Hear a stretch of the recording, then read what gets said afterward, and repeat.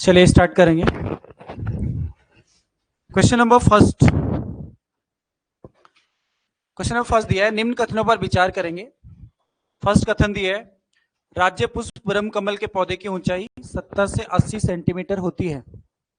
सही है गलत? बिल्कुल सही है। ठीक है, देखो जो ब्रह्म कमल है उसकी जो हाइट है औसतन 70 टू 80 सेंटीमीटर तक होती है, तो बिल्कुल सही है पहला वाला। सेकंड है, ब्रह्म कमल के फूल खिलने का जो समय है वो जुलाई से सितंबर माह तक होता है, ये भी सही है। दोनों कथन बिल्कुल सही है। तो आपका यहाँ पर जो सही आंसर था वो सी था, फर्स्ट का सी। ठीक है, इसके अलावा कुछ पॉइंट्स और याद रखेंगे। जैसे आपको पूछा जा सकता है ब्रह्म कमल कितनी ऊंचाई पर मिलते हैं, कितने हाइट पे मिलते हैं। ऊंचाई अगर आपको पूछेगा कितनी ऊंचाई पर मिलते हैं तो आंसर होगा 4800 से लेकर 6000 मीटर की हाइट तक मिलते हैं। पॉइंट याद रखेंगे। ठीक है, 4800 से 6000 मीटर की हाइट पे मिलते हैं। अगर आपको कुल पूछा जाए, कुल किस कुल का पौधा है ये, तो कुल कौन सा है? एस्टेरेसी कुल का, एस्टेरेसी कुल का पौधा है। ठीक है, इसके अलावा अगर इसको पूछोगे कि स्थानीय नाम क्या है, तो स्थानीय नाम क्या है?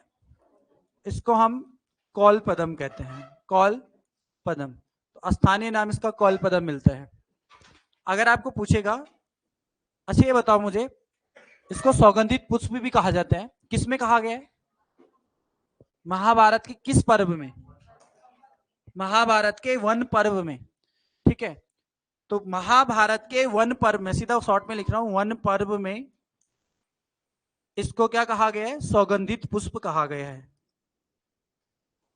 सौगंधित पुष्प कहा गया है। तो लिखेंगे ये सारे पॉइंट्स इसमें याद रखना आपको। इसके अलावा इसके टोटल विश्व में कितनी प्रजातियां हैं? 210। इसको ध्यान रखेंगे, विश्व में पूछेगा तो विश्व में 210 प्रजातियां इसकी हैं, जबकि राज्य में इसकी जो प्रजातियां मिलती हैं वो मिलती है 24। ठीक है, तो ये भी इंपॉर्टेंट है। तो सारे फैक्ट याद रखने हैं। ब्रह्म कमल, क्योंकि ब्रह्म कमल राज्य का पुष्प है, राज्य पुष्प है हमारा, इसलिए इसके बारे में सभी चीजें आपको ध्यान रखना है। ठीक है, चलो नेक्स्ट क्वेश्चन पे आते हैं। क्वेश्चन नंबर सेकंड पूछ रहा है, निम्न में से वर्ष 2006 के परिसीमन के बाद पहाड़ी क्षेत्रों से कौन सी विधानसभा सीटें विलोपित हो गई थी या की गई थी? देखो, आप सभी को पता है राज्य में जो विधानसभा सीटें हैं वो 70 है। जब उत्तराखंड का गठन किया गया था उस समय यहाँ पर जो विधानसभा की सीटें थी वो कितनी थी? 22 थी। ठीक है, और जो विधान परिषद की सीटें थी वो 9 थी। टोटल 31 विधायकों के साथ अंतरिम जो विधानसभा था, विधानसभा अंतरिम जब उत्तराखंड अलग हुआ तो उस समय टोटल 31 विधायक थे, लेकिन विधानसभा का गठन जो किया गया था वो 30 विधायकों के साथ किया गया था। लेकिन उसके बाद यहाँ पर जो सीटें निर्धारित की गई थी वो 70 सीटें निर्धारित की गई थी, और जब पहला आम चुनाव हुआ था तो 70 सीटों पर चुनाव किया गया था, पहले निर्वाचन जो हुआ था। ठीक है, अब हुआ क्या, 2006 में दोबारा से परिसीमन हुआ। 2006 में परिसीमन जब किया गया था तो उस परिसीमन के दौरान कुछ सीटें क्या हुई पहाड़ी क्षेत्रों में, क्योंकि पर्वतीय सीटों में होता क्या है कि जो सीटों का निर्धारण किया जाता है वो पॉपुलेशन पे किया जाता है। ठीक है, जहां की जनसंख्या ज्यादा होगी, जैसे हरिद्वार में हमारे विधानसभा सीटें ज्यादा है, क्यों है? क्योंकि वहां पे जनसंख्या ज्यादा है।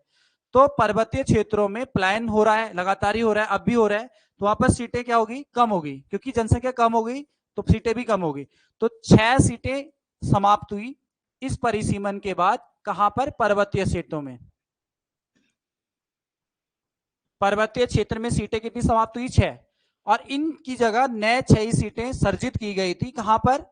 मैदानी क्षेत्रों में, क्योंकि भाई पॉपुलेशन तो उत्तराखंड की है, तो अगर पहाड़ों में नहीं तो पर्वतों में आई होगी, या सॉरी पर्वतों में नहीं है, पहाड़ी क्षेत्रों में नहीं तो मैदानी क्षेत्रों में आई होंगी, प्लान तो हुआ ही है।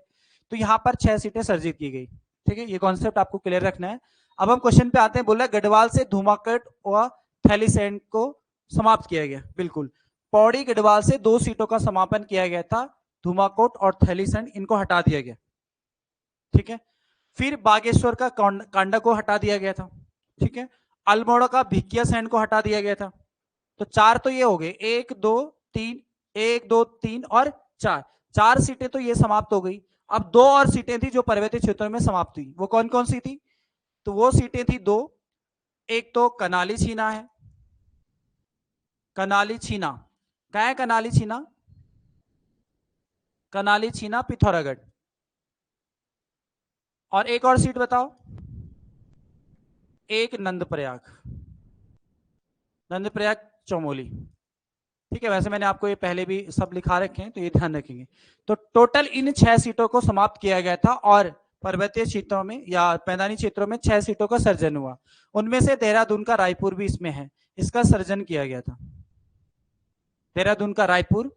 2 सीटें हरिद्वार से थी, एक तो हरिद्वार की जो भेल सीट है, ठीक है, BHEL, BHEL भेल ये, और दूसरा हरिद्वार ग्रामीण। ठीक है, 3 सीटें हो गई। इसके अलावा नानक मत्ता उधम सिंह नगर, जो हमारी एसटी की सीट है नानक मत्ता वाली, उसका सर्जन भी किया गया। तो यहां पर आप लिखेंगे एक और सीट कौन सी थी? नानक मत्ता, नानक मत्ता ये सीट थी। इसके अलावा लाल कुआं, लाल कुआं नैनीताल, लाल कुआं नैनीताल। तो ये कितनी होगी? 1 2 3 4 5। एक और सीट कौन सी है? एक और सीट थी किच्छा, किच्छा नहीं लिखा ना मैंने यहाँ पे?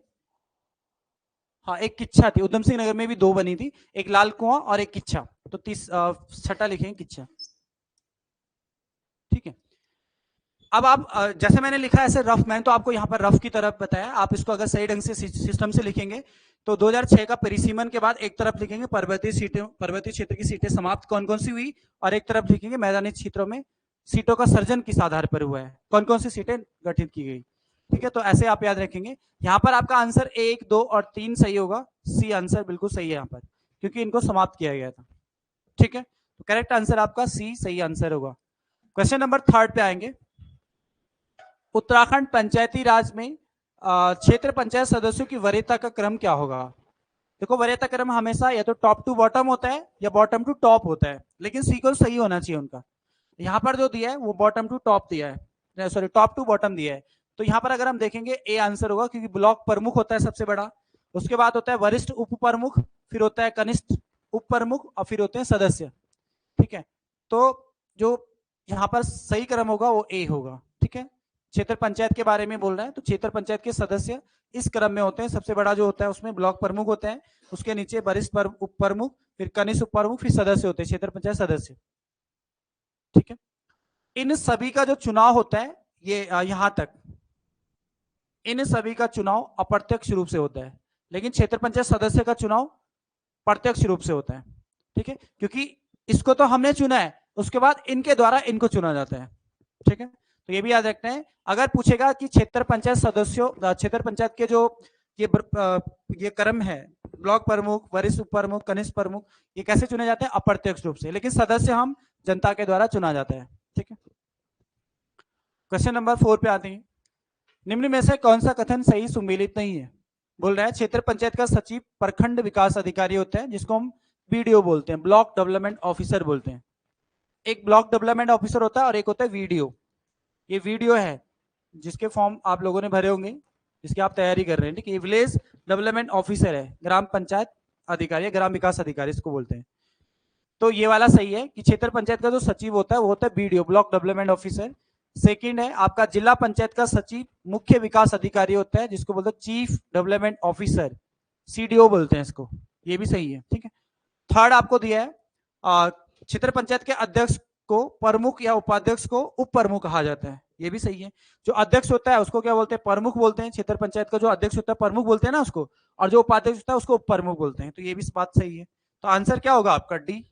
जब ये सभी सही है तो आंसर ये होगा, क्योंकि हमको तो क्या बताना है? सुमेलित नहीं। तो क्षेत्र पंचायत के अध्यक्ष और उपाध्यक्ष का चुनाव प्रत्यक्ष रूप से नहीं, अभी आपको बताया था ना, अप्रत्यक्ष रूप से चुना जाता है। इससे पहले वाले उसमें यही बताया कि इनके जो सदस्य होते हैं पंचायत के, जो अध्यक्ष और उपाध्यक्ष, उसका चुनाव उसके सदस्य करते हैं, यानी कि अप्रत्यक्ष रूप से चुनाव किया जाता है। तो आंसर आपका डी करेक्ट होगा। क्वेश्चन नंबर 5 पे आते हैं। स्मार्ट स्कूल स्मार्ट ब्लॉक अभियान के संदर्भ में निम्न में से कौन सा कथन सही है? पहला है मुख्यमंत्री द्वारा इस अभियान की शुरुआत 11 मई 2023 को की गई। ठीक है, बिल्कुल सही है। इसकी जो शुरुआत की गई वो 11 मई 2023 को की गई। सेकंड पॉइंट है प्रथम चरण में यह अभियान चंपावत जनपद के 137 स्कूलों में शुरू हुआ। ये भी सही है। ठीक है, दोनों पॉइंट बिल्कुल सही है। आंसर आपका सी होगा, दोनों कथन सत्य है। अब ये स्मार्ट स्कूल स्मार्ट ब्लॉक कार्यक्रम क्या है, इसके बारे में भी आपको पता होना चाहिए। देखो, स्मार्ट स्कूल स्मार्ट ब्लॉक कार्यक्रम मेनली जो हमारे स्कूल है, मेनली प्राइमरी स्तर के जो स्कूल है उनको सुदृढ़ बनाना। प्राइमरी मतलब 8वीं तक जो मेन है उनको सुदृढ़ बनाना, उनको अच्छा बनाना, मॉडल बनाना, मॉडल स्कूल बनाना। मॉडल स्कूल कैसे बनेंगे? जैसे आजकल टेक्निकल जमाना है, टेक्नोलॉजी का जमाना है, तो जैसे स्मार्ट बोर्ड होना चाहिए, स्मार्ट लैब होनी चाहिए, या फिर और जो भी आधुनिक संसाधन है वो होने चाहिए, उसको बोलेंगे स्मार्ट स्कूल स्मार्ट ब्लॉक कार्यक्रम। इसकी शुरुआत 11 मई 2023 को की गई और पहला चरण जो उसका चंपावत से शुरू हुआ। चंपावत के 137 स्कूलों में से इसकी शुरुआत की गई। ठीक है, तो दोनों कथन सत्य हैं, आंसर सी बिल्कुल सही होगा। ठीक है, क्वेश्चन नंबर 6 पे आते हैं। पिरुल लाओ पैसा पाओ योजना के संदर्भ में निम्न कथनों पर विचार करें। क्या होगा इसका आंसर? क्या क्या आंसर? इसका आंसर डी होगा, केवल एक सही है दूसरा गलत है। ठीक है, केवल एक सही है दूसरा गलत है, क्योंकि पहला वाला जो दिया है ये बिल्कुल सही, याद रखना आपको। 8 मई 2024 को रुद्रप्रयाग जनपद से पिरुल लाओ पैसा पाओ योजना की शुरुआत की गई। इसका जो पैसा निर्धारित किया गया था वो 50 रुपए प्रति केजी निर्धारित किया गया था, 50 रुपीज प्रति केजी। ठीक है, सेकंड है कथन, सेकंड आपको दिया है, इस योजना का उद्देश्य ग्रामीण क्षेत्रों में पिरुल के उत्पादन को बढ़ाना है। ये गलत है, क्योंकि पिरुल के उत्पादन को बढ़ाना नहीं, बल्कि पिरुल को तो समाप्त करना है, कम करना है उसको। क्योंकि मेनली कम करने का उद्देश्य ये है कि पिरुल जो होता है ना, ये सबसे ज्यादा ज्वलनशील होता है। जंगल में जो आग लगती है मुख्य रूप से उसका जिम्मेदार कौन है? ये पिरुल जो होता है, चीड़ के जो पत्ते होते हैं, निडिल आकार की जो होती हैं, ये सबसे ज्यादा ज्वलनशील होती हैं। तो ज्वलनशील जब होती हैं तो इससे आग ज्यादा फैलेगी। तो इसलिए सरकार ने एक उपाय सोचा कि हम ऐसा करते हैं, पिरुल लाओ पैसा पाओ एक अभियान चलाते हैं, जिसमें हम 50 रुपए प्रति केजी इसका रेट डिसाइड करेंगे। तो लोग इसको इकट्ठा करेंगे, इकट्ठा करने के बाद इसको भी यूज किया जाता है, इससे बायोडीजल बनाया जाता है। ठीक है, और उत्तराखंड सरकार ने बायोडीजल बनाने की घोषणा करी है। सरकार ने बायोडीजल नीति कब लागू की? कब की है उत्तराखंड सरकार ने बायोडीजल नीति, कब शुरू करी? 2018 में। ये इंपॉर्टेंट याद रखेंगे, ठीक है। तो ये पिरूल है, इस पिरूल से बायोडीजल बनाया जाता है। तो उत्तराखंड सरकार ने इस योजना को इसलिए भी लॉन्च किया ताकि हमारे पास पिरूल इकट्ठा हो जाए और इससे हम बायोडीजल भी बना सके। तो दो कार्य हो रहे हैं, एक तो ये जो अंधाधुंध जो इसकी जिससे आग लग रही है वो भी कम होगा, और दूसरा इससे हम बायोडीजल भी बनाएंगे। तो इसलिए 50 रुपीज प्रति केजी के हिसाब से इसका रेट निर्धारित किया गया। तो पहला वाला तो सही था, सेकंड वाला गलत है, ठीक है। दूसरा, जो चीड़ का पेड़ होता है उसी से पिरूल प्राप्त किया जाता है। तो चीड़ का पेड़ भी बहुत ज्यादा ज्वलनशील होता है, क्योंकि उससे जो लीसा होता है ना, उसमें जो लीसा निकलता है उससे वो आग को बहुत जल्दी पकड़ता है। तो भाई अगर पिरूल हम समाप्त कर देंगे, पिरूल नहीं रहेगा तो आग ही नहीं जाएगी उसके पास तक, तो आग नहीं जाएगी तो पेड़ भी बचेंगे। तो ये बहुत सारे इसलिए इसके बहुत फायदे थे, इसलिए सरकार ने शुरू करा। और एक और चीज याद रखना है, लीसा टिप्पान कार्यक्रम भी राज्य में बहुत पहले से चला आ रहा है। लीसा टिप्पान कार्यक्रम आप मुझे बताएंगे कब का है ये? राज्य में लीसा टिप्पान कार्यक्रम कब से संचालित है? 1890 से। क्योंकि जो लीसा है ना, ये भी उद्योग में प्रयोग किया जाता है, इससे भी काफी सारी चीजें बनती हैं। कांच की जो चीजें बनती है जैसे चूड़ियां वगैरह, ये इससे बनती हैं। तो ये लीसा टिप्पान कार्यक्रम भी राज्य सरकार ने, या राज्य सरकार नहीं, ये तो बहुत पहले की बात है, यहाँ पर कब से चलाया जा रहा है? तो 1890 से, ठीक है। ये पॉइंट भी आपको ध्यान रखना है। नेक्स्ट पे आते हैं क्वेश्चन नंबर 7 पे। हिमालय की किस श्रेणी का प्राचीन नाम मैनाक मिलता है? मैनाक कहा जाता है शिवालिक हिमालय को, ठीक है। मैनाक मतलब होता है क्या है? ये बोलते हैं शिव की भौहें, शिव की भौहें इनको बोलते हैं भौहें, ठीक है, शिव की भौहें से बोलते हैं। तो शिवालिक हिमालय इसको बोलते हैं, बल्कि शिव से ही इसका नाम शिवालिक पड़ा है। वैसे तो इसका नाम है वाह हिमालय, या इसको गिरिपाद भी बोलते हैं, हिमालय का पाद भी बोलते हैं, क्योंकि हिमालय के सबसे नीचे निचला वाला पार्ट है, ठीक है। तो इसको मैनाकी भी बोलते हैं और शिव की भौहें भी बोलते हैं। नेक्स्ट पे आते हैं क्वेश्चन नंबर 8। कुमाऊं हिमालय निम्न में से किन नदियों के बीच में स्थित है? देखो, कुमाऊं हिमालय हमारा पड़ता है सतलज और काली के बीच में, आंसर सी होगा, ठीक है। अब देखो यहां से भी इसको याद रखना है आपको, क्योंकि यहां से भी एक बार क्वेश्चन आयोग ने पूछा है कि जो हिमालय, थोड़ा सा मैं आइडिया आपको दे देता हूं। यहाँ पर एक स्पॉटिंग इसकी मैप के थ्रू ऐसे थोड़ा ध्यान रखेंगे कि जो भारत है, इस भारत की कुछ श्रेणियां हैं, इस तरह से आप याद रखेंगे। यहाँ पर ये हिमालय पड़ता है, ठीक है, हिमालय। यहाँ पर एक नदी निकलती जिसका नाम है सतलज, ऐसे ही बनाएंगे ताकि आपको याद रहे। थोड़ा सा और आगे जाएंगे तो यहाँ कहीं निकलती है आपकी सतलज के बाद काली नदी, ठीक है। फिर थोड़ा सा और आगे जाएंगे तो यहाँ कहीं निकलती है आपकी, तो थोड़ा दूर बनाएंगे, यहाँ पर तीस्ता नदी, और इधर अरुणाचल प्रदेश के आसपास में जिसका नाम है दिहांग नदी, ठीक है, दिहांग नदी, इन्हीं के बीच में ये हिमालय पड़ते हैं, ठीक है। अब क्वेश्चन यहां से बहुत सारे बन सकते हैं, जैसे पूछ सकता है कि सतलज और काली के बीच में कौन सा हिमालय स्थित है? तो इसका नाम है पंजाब हिमालय। अच्छा, मैं एक यहाँ पर मिस कर चुका हूँ, थोड़ा सा इसको अगर मैं यहाँ पर बनाऊं,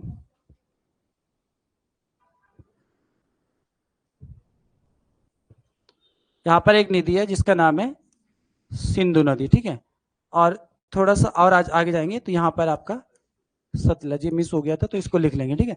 अब यहाँ पर कौन सा हिमालय स्थित है? पंजाब हिमालय। तो यहाँ पर लिखेंगे पंजाब हिमालय। सतलज और सिंधु के बीच में कौन सा हिमालय? पंजाब हिमालय।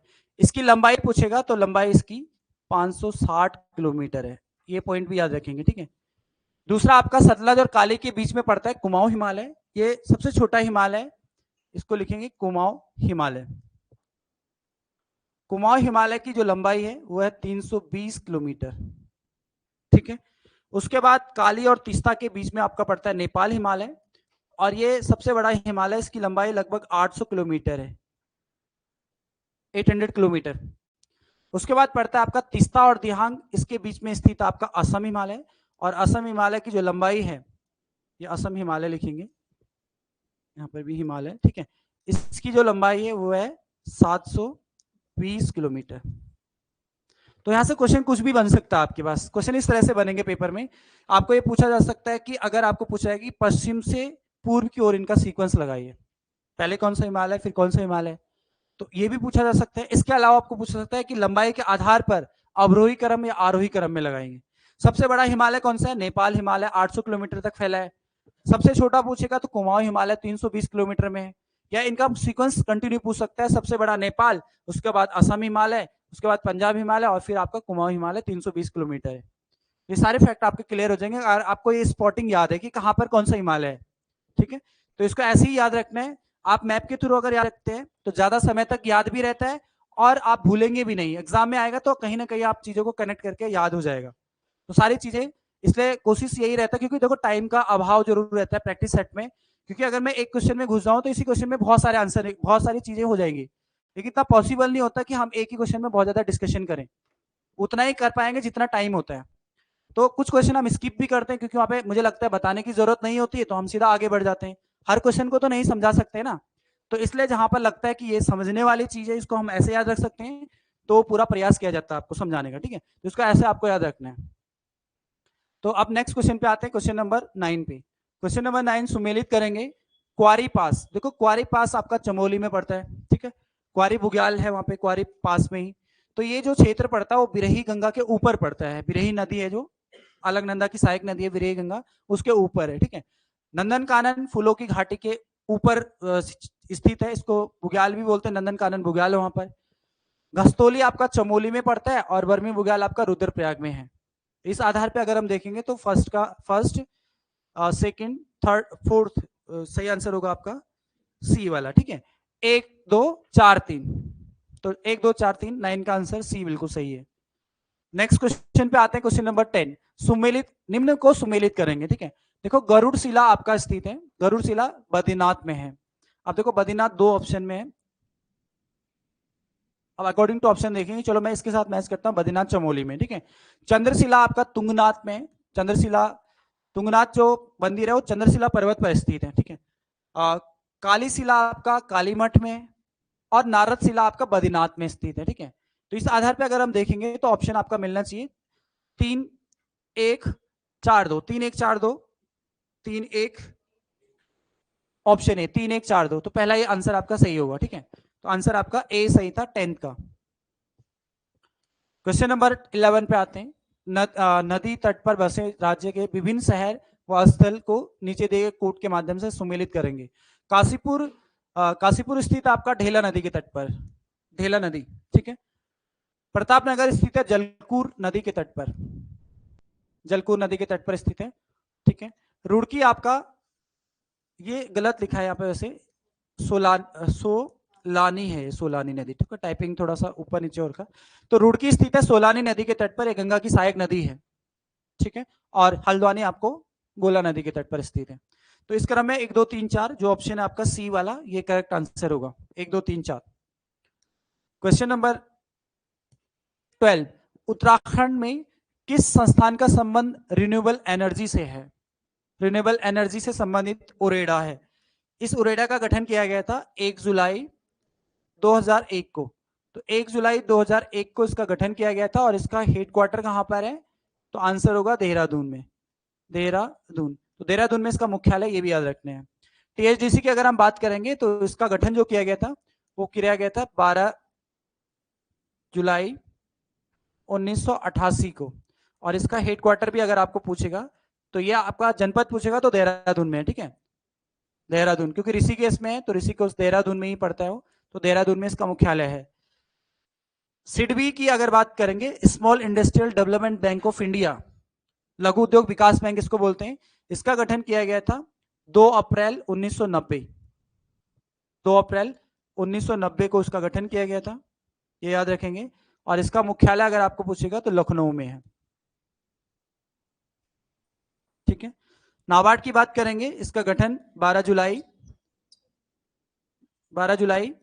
1982 को इसका गठन किया गया था और इसका मुख्यालय स्थित है मुंबई में। ये सारे फैक्ट याद रखने, बहुत बार पेपर में बनते हैं, ठीक है।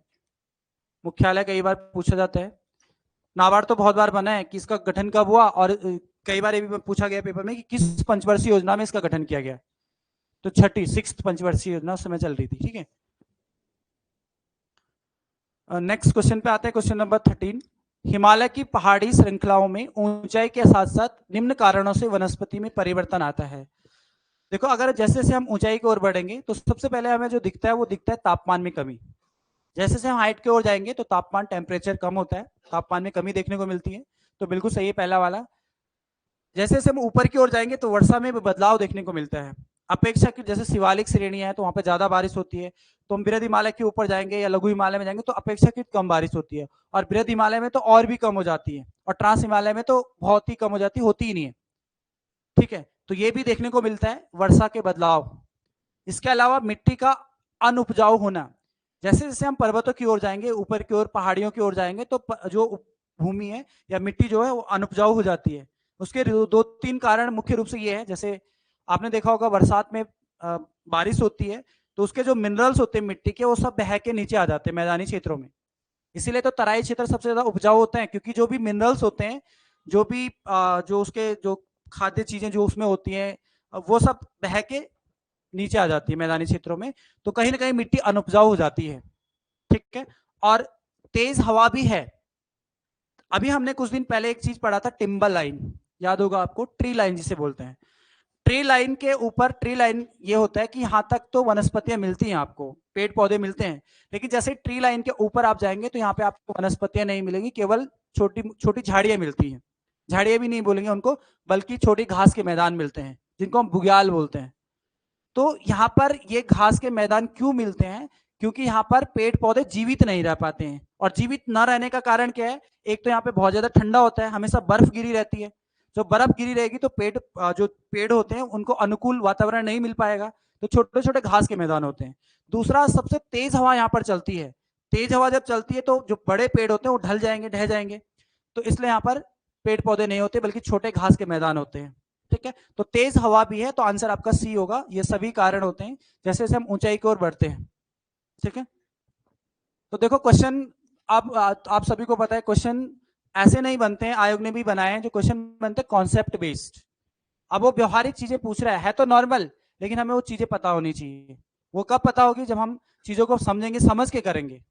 ऐसे रटी हुई चीजें याद नहीं रहती हैं। ठीक है, तो समझ के करेंगे तो ज्यादा बेटर होगा, वो आपको बहुत हेल्प देगा पेपर में। तो अब हम क्वेश्चन भी उसी तरह का लाते हैं कि ताकि आप अपनी समझ को विकसित कर सकें।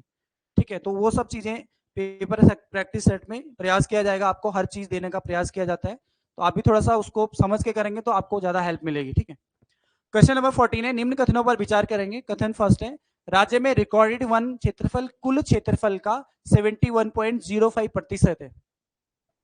बिल्कुल सही है। अगर हम रिकॉर्डेड वन क्षेत्रफल की बात करेंगे तो ये टोटल क्षेत्रफल है 37,999.06 वर्ग किलोमीटर, जो कुल वन क्षेत्रफल का 71.05% है। ठीक है, ये डाटा भी याद रखना है कि राज्य में टोटल रिकॉर्डेड वन क्षेत्रफल कितना है? 37,999.06 वर्ग किलोमीटर, जो कुल वन क्षेत्रफल का 71.05% है। ठीक है, तो पहला पॉइंट याद रखेंगे। दूसरा है, रिकॉर्डेड वन के अंतर्गत आरक्षित वन एवं संरक्षित वन आते हैं। ये भी सही है, रिकॉर्डेड वन के अंतर्गत आरक्षित वन और संरक्षित वन दोनों आते हैं, इसलिए आपका आंसर सी होगा, दोनों कथन सत्य है। अब यहां पर थोड़ा कंफ्यूजन होता है, आरक्षित वन और संरक्षित वन, ये दोनों तो लगभग सेम ही लग रहे हैं, लेकिन अंतर है इनमें भी। ठीक है, आरक्षित वन मतलब होता है रिजर्व फॉरेस्ट। जैसे हम यहाँ से मसूरी की ओर जाते हैं तो आपने देखा होगा जो देहरादून जू है उसके आसपास वाला क्षेत्र रिजर्व फॉरेस्ट में आता है। वहां पे न तो सरकार न कोई भी, वहां पे कोई भी चीज हम वहां पे नहीं कर सकते हैं। उसमें इवन हम सड़क भी नहीं बना सकते हैं, सड़क भी नहीं बना सकते हैं। तो वहां पे रिजर्व है, वो पूरा रिजर्व है, उसको हम कुछ भी गतिविधियां नहीं कर सकते हैं, उसको रिजर्व फॉरेस्ट बोलते हैं। ठीक है, और आरक्षित संरक्षित का मतलब होता है किसी चीज का संरक्षण करना। कुछ ऐसे पेड़ पौधे होते हैं जो हर जगह नहीं होते हैं, तो जिनको जहां पे उगते हैं उनको वहीं पर संरक्षित किया जाता है। आपने इन सिटू और एक्स सिटू संरक्षण भी पढ़ा होगा। एक्स सिटू का मतलब होता है बाहर से लाकर वहां पर संरक्षित करना, इन सिटू मतलब जो वहां पर है उन्हीं को वहीं पर संरक्षित करना। ठीक है, तो ये सब चीजें भी आपको ध्यान रखना। संरक्षित मतलब होता है जैसे कोई जीव जंतु, पेड़ पौधे, उनको एक ही जगह पे संरक्षित करना, उसको संरक्षित एरिया बोलते हैं। और रिजर्व मतलब होता है सरकार के द्वारा रिजर्व घोषित किया गया है, वहां पे हम कुछ नहीं कर सकते हैं। ठीक है, तो ये अंतर भी आपको थोड़ा सा याद रखना है। तो आंसर आपका सी करेक्ट होगा, 1 और 2 दोनों सत्य है। क्वेश्चन नंबर 15 पे आते हैं। वैणी सेना प्रोजेक्ट, देखो वैणी बोलते हैं बहन को, वैणी किसको बोलते हैं, बहन को बोलते हैं। तो वैणी सेना जो प्रोजेक्ट है, यह सबसे पहले महिलाओं के द्वारा शुरू किया गया है, महिला सहायता समूह के द्वारा शुरू किया गया है। कुमाऊं क्षेत्र में यह योजना शुरू हुई थी हल्द्वानी से। हल्द्वानी से कब शुरू हुई, नवंबर 2022 में। ये पॉइंट याद रखेंगे, ठीक है। इसका संबंध किससे है, इसका संबंध है स्वच्छता से। ये महिला समूह है, जिन महिला समूह ने, सॉरी स्वच्छता से, ये आंसर होगा, ठीक है। जो घर घर जाकर लोगों को, ये जो महिलाएं हैं उनको मतलब प्रेरित कर रहे हैं कि आप क्या करें, स्वच्छता को बढ़ाएं, तो उससे संबंधित है, ठीक है। लोगों को सहायता करना, उन पे निगरानी रखना, ये सब चीजें तो स्वयं सहायता समूह के द्वारा शुरू किया गया, महिलाओं के द्वारा हल्द्वानी से, नवंबर 2022 में, जो स्वच्छता से संबंधित है, ठीक है। पॉइंट याद रखेंगे। नेक्स्ट पे आते हैं क्वेश्चन नंबर 16। निम्न में से राज्य में कौन सी प्रकार के रिंगाल पाए जाते हैं। रिंगाल जो बहुत ही प्रमुख उद्योग का रूप अब ले रहा है धीरे धीरे, क्योंकि इससे बहुत सारी चीजें बनती हैं, चटाई बनती है, अलग अलग प्रकार के बर्तन बनाए जा रहे हैं, और इस पे कार्य भी कर रहा है भारत, राज्य सरकार भी कर रही है, और केंद्र सरकार भी इन चीजों को, जो हमारे हस्तशिल्प है, उन पर बढ़ावा दे रहा है। तो उससे रिलेटेड चीजें हैं। तो आपको पूछा जा सकता है कि रिंगाल एक प्रमुख एक पौधा भी है, एक झाड़ी है एक प्रकार की रिंगाल, ठीक है। तो इसकी जो प्रजातियां हैं, ये राज्य में पाई जाती है गोलू, ये सभी देव रिंगाल, सरारू रिंगाल और भाटपुत्र रिंगाल, ये सभी यहाँ पर पाई जाती हैं, ठीक है। तो आपका आंसर बी होगा, 1 2 3 4। इसके अलावा हमने कुछ दिन पहले पढ़ा था कि रिंगाल का अगर प्रोडक्शन की बात करेंगे सर्वाधिक, तो कौन सा जनपद करता है, कर रहा है अभी वर्तमान में, तो चमोली। लेकिन हस्तशिल्प के आधार पर अगर हम देखेंगे, रिंगाल हस्तशिल्प सर्वाधिक अल्मोड़ा का है, ठीक है। तो इस चीज को भी ध्यान रखेंगे। क्वेश्चन नंबर 17 पे आते हैं। पर्वतमाला योजना का उद्देश्य है, पर्वतमाला, ठीक है, ये पर्वतमाला जो योजना है, ये भारत सरकार, केंद्र सरकार की सहायता से 2022 में लॉन्च की गई, 2022 से ये संचालित है पर्वतमाला, ठीक है। इसका जो मुख्य उद्देश्य है वो है पर्यटन को प्रोत्साहन देना, पर्यटन को बढ़ावा देना। मेनली इसका जो उद्देश्य है वो रोपवे का निर्माण करना है। मेनली उद्देश्य क्या है, रोपवे का निर्माण करना। पर्वतमाला मतलब रोपवे के माध्यम से पर्वतों को जोड़ना, ठीक है। अब यहाँ पर आपने देखा होगा उत्तराखंड सरकार ने या केंद्र सरकार ने, मोदी जी ने अभी यहाँ पे 2 प्रोजेक्ट शुरू करे, 2 रोपवे मॉडल। एक तो आपने पढ़ा होगा गौरीकुंड से लेकर केदारनाथ तक, और एक था आपका गोविंद घाट से लेकर हेमकुंड तक, ठीक है। तो वो 2 प्रोजेक्ट किस योजना के अंतर्गत संचालित है, इसी पर्वतमाला प्रोजेक्ट के अंतर्गत संचालित किए जा रहे हैं, ठीक है। तो पर्वतमाला प्रोजेक्ट का जो संचालन करता है, ये कौन सा विभाग है, कौन सा मंत्रालय है, तो वो भी लिखेंगे, सड़क परिवहन एवं राजमार्ग मंत्रालय के द्वारा ये योजना संचालित की जा रही है। लिखेंगे, सड़क परिवहन एवं राजमार्ग मंत्रालय के द्वारा संचालित योजना है।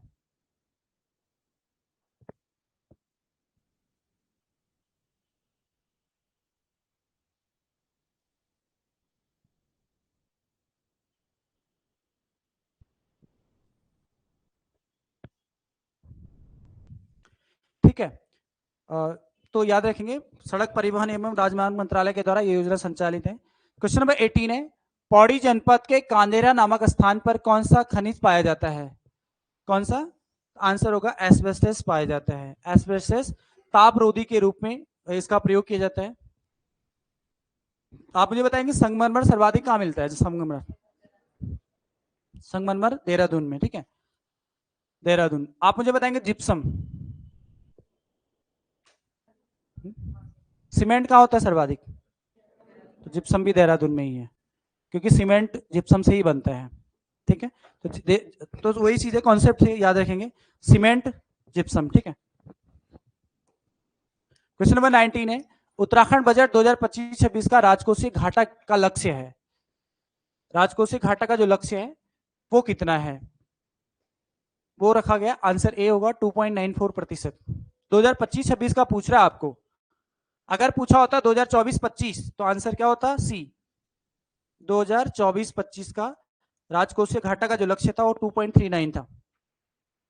ठीक है, क्योंकि कई बार पुराना भी पूछता है ना, हो सकता है आपको पुराना पूछा जाए 2023-24 का, 2024-25 का पूछेगा तो 2.39, और 2025-26 का जो वर्तमान में वो 2.94 है। ठीक है, राजकोषीय घाटा हमने परसों भी आपको बताया था कि राजकोषीय घाटा क्या होता है, एक वित्तीय वर्ष में सरकार के आय और व्यय के बीच का डिफरेंस, जो अंतर होता है उसी को हम क्या बोलते हैं, राजकोषीय घाटा बोलते हैं। ठीक है, एक वित्तीय वर्ष में सरकार के आय और व्यय के बीच का अंतर राजकोषीय घाटा कहलाता है। क्वेश्चन नंबर 20, उत्तरकाशी जनपद में स्थित हवाई पट्टी है, इसका नाम है मां गंगा हवाई पट्टी। नाम ऑप्शन से ही हो जाता है आपका। आपको पता है फूलबाग तो उधम सिंह नगर में, गौचर चमोली में, जौलीग्रांट देहरादून में। तो मां गंगा हवाई पट्टी जो चिनैली सौड़ में स्थित है, चिनैली सौड़। 21 पे आते हैं। राज्य का पहला महिला बैंक, राज्य का पहला महिला बैंक खोला गया था 28 फरवरी 2014 को। नैनीताल बैंक 1922 में। राज्य सहकारी बैंक लिमिटेड 27 फरवरी 2024 को। और उत्तराखंड ग्रामीण बैंक 1 नवंबर 2012 को। ठीक है, तो 1, 2, 3, 4 इसका सही आंसर है। कुछ दिन पहले मैंने आपको ये उत्तराखंड ग्रामीण बैंक दिया था क्वेश्चन कि इसका गठन 1 नवंबर 2012 को हुआ। इसमें 4 बैंकों का मर्ज किया गया था, 4 बैंक इसमें थे। कौन कौन से बैंकों का विलय किया गया था, तो याद रखेंगे सबसे पहले अल्मोड़ा ग्रामीण बैंक, अल्मोड़ा किसान ग्रामीण बैंक। ठीक है, अल्मोड़ा किसान ग्रामीण बैंक। ठीक है, शॉर्ट में लिख रहा हूं। दूसरा था इसमें पिथौरागढ़ किसान ग्रामीण बैंक। तीसरा था इसमें गंगा जमुना ग्रामीण बैंक। और चौथा था इसमें अलकनंदा ग्रामीण बैंक। याद है ना, याद भी रखना है, साथ साथ ये ना हो कि आप पढ़ रहे हो और भूल जा रहे हो। क्वेश्चन डायरेक्टली बनेगा कि उत्तराखंड ग्रामीण बैंक का गठन 9 नवंबर 2000 को किया गया था। इसमें कौन कौन से बैंक, इसका गठन किन किन बैंकों के विलय के बाद किया गया, तो इन चारों बैंकों के नाम याद रखेंगे। ठीक है, वहां पे ऑप्शन कुछ भी हो सकता है, नैनीताल ग्रामीण बैंक दे देगा, देहरादून ग्रामीण बैंक दे देगा, कुछ भी और दे देगा, लेकिन ये 4 बैंक हमेशा याद रखें। इन चारों बैंकों के विलय के बाद 1 नवंबर 2012 को उत्तराखंड ग्रामीण बैंक का गठन किया गया। ठीक है, नेक्स्ट पे आते हैं 22, लिंगानुपात के अनुसार जनपद को मिलाइए। देखो रुद्रप्रयाग का लिंगानुपात है 1114, 1114 इसका लिंगानुपात है। ठीक है, पौड़ी का आंसर होगा, पौड़ी जो गढ़वाल है इसका लिंगानुपात है 1103। बागेश्वर का लिंगानुपात 1090 है और देहरादून का लिंगानुपात 902 है। ठीक है, इसके अलावा इसका जो सही आंसर होगा वो होगा आपका 2341 ए है। बाकी ये बेसिक तो आपको याद ही रखना है। अगर सर्वाधिक पूछेगा सर्वाधिक लिंगानुपात कहाँ का है, तो सर्वाधिक अल्मोड़ा का है। कितना है अल्मोड़ा का लिंगानुपात, 1139, ये अल्मोड़ा का है। ठीक है, सबसे कम पूछेगा तो सबसे कम कहाँ का है, हरिद्वार। हरिद्वार का जो लिंगानुपात है वो है 880, तो ये सबसे कम है। ठीक है, अब देखो यहां पर भी कॉन्सेप्ट, अगर ट्रिकी क्वेश्चन पूछेगा आपको एग्जाम में तो क्वेश्चन डायरेक्टली ये बनेगा, उत्तराखंड में सर्वाधिक महिलाएं 2011 जनगणना 2011 के अनुसार उत्तराखंड में सर्वाधिक महिलाएं कहां पर है, कहां होगा, अल्मोड़ा होगा ना, जहां पे लिंगानुपात ज्यादा है। लिंगानुपात हम किस आधार पे निकालते हैं, पर पुरुष पे महिलाओं की संख्या। तो क्वेश्चन कैसे बन सकता है, वो पूछ सकता है कि 2011 की जनगणना के अनुसार उत्तराखंड में सर्वाधिक महिलाओं की जनसंख्या कहां पर थी, है ना। तो किस पे निकला है, क्योंकि हमने पढ़ा है कि सर्वाधिक महिलाएं कहां पर है, यहां पर लिंगानुपात ज्यादा है, वहीं पर तो सर्वाधिक महिलाएं होंगी।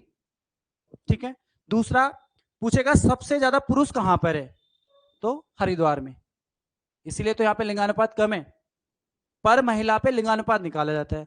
तो ऐसे कुछ भी बन सकता है। आपने अपने माइंड को थोड़ा सा ये ध्यान रखना है कि आपने क्वेश्चन बनेगा, आप बोलेंगे यार ऐसा तो हमने कभी पढ़ा ही नहीं कि सर्वाधिक महिलाएं कहां पर है, लेकिन कॉन्सेप्ट है ना, आपने ये तो पढ़ा है, जनगणना तो पढ़ी है, तो ये चीज आपको याद रखना है। पुरुषों की जनसंख्या कहां पर सर्वाधिक है, तो आंसर हरिद्वार होगा।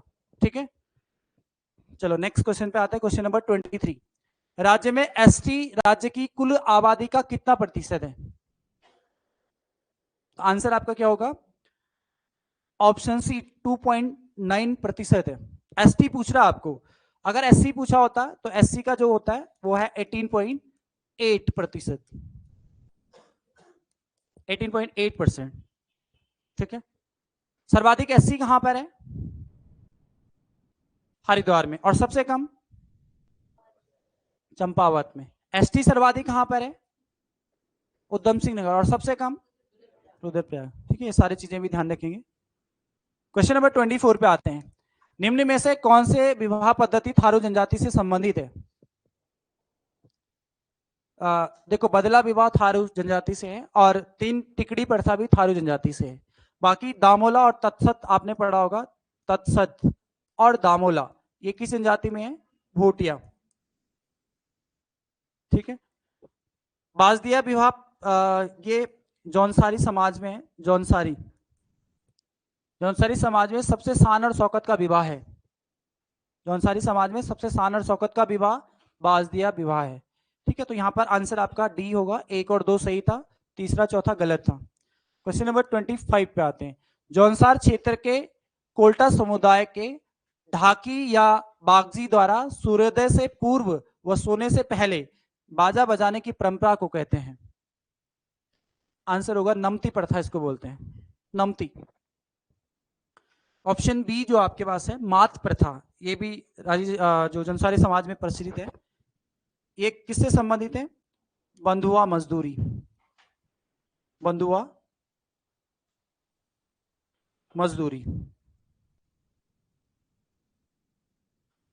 कुछ प्रथाएं मैं और आपको यहां पर दे रहा हूं, आपने वैसे भी मैंने ये भी पहले लिखा ही आपको। खलीक, दूसरा लिखेंगे चौहते, चौहाते, चौहते प्रथा। तीसरा लिखेंगे ब्यूरा प्रथा, पड़ियाल प्रथा,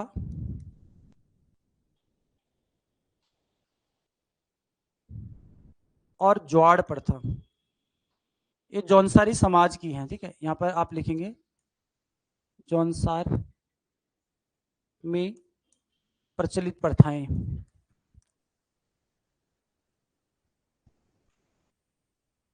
जौनसारी समाज में प्रचलित प्रथाएं हैं। ठीक है, खलीक, खलीक क्या होता है?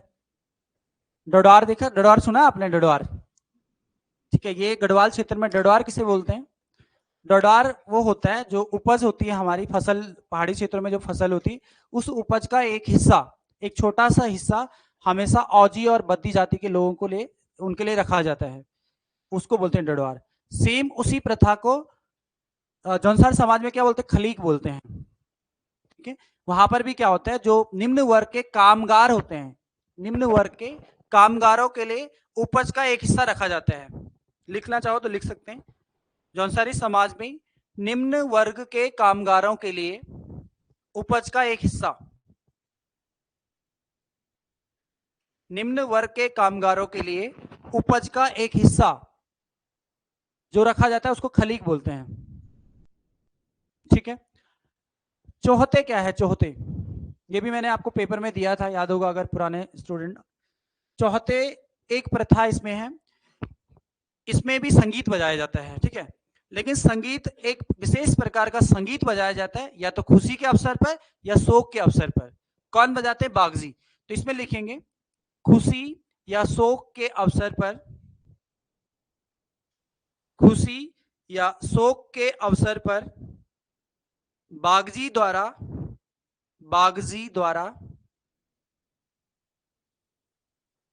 विशेष प्रकार का संगीत बजाया जाता है। के अवसर पर बागजी द्वारा विशेष प्रकार का संगीत बजाया जाता है। ठीक है, विशेष प्रकार का संगीत बजाया जाता है। ब्यूरा प्रथा क्या होता है? ब्यूरा प्रथा में आप ऐसे समझेंगे, जो एक व्यक्ति होता है, क्योंकि वहां पे पुरुष प्रधान होता है पूरा समाज उनका, तो एक जो प्रमुख व्यक्ति होता है, जो सबसे वृद्ध व्यक्ति होता है, वो होता है एक प्रमुख मुखिया होता है जो परिवार का। वो हमेशा क्या करते हैं, जो भी उनका पूरा संयुक्त परिवार उन पे प्रथा है, संयुक्त परिवार उनमें देखने को मिलता है। तो वो एक ब्यौरा लेते हैं, डेली का जो काम होगा कि आपने आज क्या किया, किस किस को क्या काम सौंपा जाएगा, उसको बोलते हैं ब्यौरा प्रथा। तो प्रतिदिन का कामकाज का ब्यौरा लेने को या प्रतिदिन का कामकाज का जो विवरण है कौन लेता है? मुखिया, परिवार का मुखिया प्रतिदिन का परिवार का कामकाज का ब्यौरा लेता है, उसको आप ब्यौरा प्रथा बोलते हैं। परिवार का मुखिया सभी सदस्यों से दैनिक कार्य का ब्यौरा या विवरण लेता है, उसको हम क्या बोलते हैं? ब्यौरा प्रथा बोलते हैं। ठीक है। पड़ियाल प्रथा क्या है? पड़ियाल, इसमें आपको याद रखना है, लिखो सीधा श्रमदान, इसमें सीधा आगे लिखोगे श्रमदान। ये एक प्रकार का श्रमदान होता है। जो समूह, जो सामाजिक लोग जो होते हैं, कई बार क्या होता है, कुछ ऐसे परिवार होते हैं जो बहुत गरीब होते हैं, अगर वो कोई घर का काम कर रहे हैं या मकान का कोई काम करवा रहे हैं, तो लोग वहां पे फ्री ऑफ कॉस्ट में, फ्री, बिना किसी पैसों के वहां पे श्रमदान करते हैं। श्रम मतलब पैसों से नहीं, अपने मेहनत करके, उसको श्रमदान बोलते हैं। तो एक प्रथा यहाँ पर है, पड़ियाल प्रथा उसको बोलते हैं। ज्वाड़ प्रथा का संबंध है महिला धन से या स्त्री धन से, तो लिखेंगे महिला धन या स्त्री धन इसको बोला जाता है। ठीक है, तो इस चीज को भी ध्यान रखेंगे। नेक्स्ट क्वेश्चन पे आता है, क्वेश्चन नंबर 26। प्राकृतिक गुफा में स्थित गणनाथ शिव मंदिर किस जनपद में है? गणनाथ का शिव मंदिर स्थित है आपका अल्मोड़ा में, ऑप्शन बी इसका सही आंसर होगा। ठीक है, 27 पे आते हैं। सिखों के कौन से गुरु अपने शिष्य बाला व मर्दाना के साथ नानकमत्ता में आए थे? आंसर होगा गुरु नानक देव आए थे, ऑप्शन बी इसका करेक्ट आंसर होगा। 28 पे आते हैं। अर्धनारेश्वर मंदिर एवं मणिकर्णिका कुंड कहाँ स्थित है? ये दोनों ही गुप्त काशी रुद्रप्रयाग में स्थित है। ठीक है, एक देखो मणिकर्णिका कुंड है और एक मणिकर्णिका घाट है, घाट। अगर मणिकर्णिका घाट पूछेगा तो ये उत्तर काशी में है। ठीक है, याद रखेंगे, मणिकर्णिका घाट कहां पर है? उत्तर काशी में है। 29 पे आते हैं, सुमेलित करेंगे। प्रथम केदार कौन सा है? प्रथम केदार केदारनाथ है, द्वितीय केदार मदमहेश्वर है, तृतीय तुंगनाथ और चतुर्थ रुद्रनाथ है।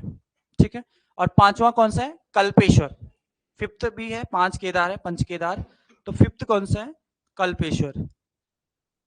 ये सीक्वेंस है इनका। ठीक है, इसके अलावा यहां से जो क्वेश्चन बनता है वो ये भी बनता है कि कौन से केदार में किसकी पूजा की जाती है। जैसे प्रथम केदार केदारनाथ में पृष्ठ भाग की पूजा होती है, द्वितीय केदार मदमहेश्वर में नाभि की पूजा होती है, तृतीय केदार तुंगनाथ में भुजाओं की पूजा होती है, चतुर्थ केदार रुद्रनाथ में रौद्र मुख की पूजा होती है, और कल्पेश्वर में केस बालों की पूजा की जाती है। ठीक है, इसके अलावा ये केदारनाथ, मदमहेश्वर, तुंगनाथ, ये तीनों रुद्रप्रयाग में है। ये तीनों का है रुद्रप्रयाग में, जबकि रुद्रनाथ और कल्पेश्वर चमोली में है। ठीक है, ये भी याद रखेंगे। यहां पर आंसर 1 2 3 4 आपका सी करेक्ट आंसर था। क्वेश्चन नंबर 30 पे आते हैं, सुमेलित करेंगे। गंगा दशहरा, गंगा दशहरा मनाया जाता है ज्येष्ठ दशमी को, रक्षाबंधन श्रावण पूर्णिमा को, चैतौल पर्व चैत्र माह की अष्टमी को मनाया जाता है। चैतौल पर्व मुख्य रूप से पिथौरागढ़ में मनाया जाता है। आठू भाद्र मास की सप्तमी अष्टमी, इसको आठू भी बोलते हैं या सातों आठों भी बोलते हैं, ये भी पिथौरागढ़ के जनपद में मनाया जाता है। तो पहले का 4, फिर सेकंड, पहले का 4, 4 1 2 3, 4 1 2 3, ऑप्शन डी आंसर होगा। क्वेश्चन नंबर 30 पे आते हैं, सुमेलित करेंगे। यहां पर भी आरती की थाली में किया गया चित्रांकन को बोलते हैं, इसको शैली बोलते हैं। ठीक है, शुभ कार्य में बुरी आत्माओं में रक्षा के लिए बनाए जाते हैं शिव। मंडप पर बने चित्रांकन को कहते हैं खोड़िया, और प्रवेश द्वार पर विभिन्न रंगों से बनाए चित्र को मौली कहते हैं। तो आंसर आपका क्या होगा? 1 2 3 4। देखो, जब हमारे पास क्वेश्चन फ्रेम होते हैं ना, तो हमें लगता है कि बहुत आसान है, लेकिन जब एग्जाम में पूछा जाता है ना, सीधा क्वेश्चन बनेगा कि प्रवेश द्वारों पर विभिन्न रंगों से बने हुए चित्र को क्या कहते हैं। वहां पर ऑप्शन होगा मौली, खोड़िया, शिव, शैली। हम वहां पे कंफ्यूज हो जाते हैं। क्यों होते हैं? क्योंकि हमने उस चीज को ढंग से नहीं पढ़ा है। यहाँ पर एक ही क्वेश्चन में आपको एक क्वेश्चन नहीं है, 4 क्वेश्चन है एक साथ, तो इस चीज को याद रखना। आपको अगर याद नहीं हो रहा तो नोट करके लिखो, उनको पढ़ना है उसको, तभी फायदा होगा। ठीक है, चलो नेक्स्ट क्वेश्चन पे आते हैं, क्वेश्चन नंबर 32। निम्न में से किस वर्ष फल सीमा अल्मोड़ा में नाट्य एवं संगीत अकादमी की स्थापना की गई थी?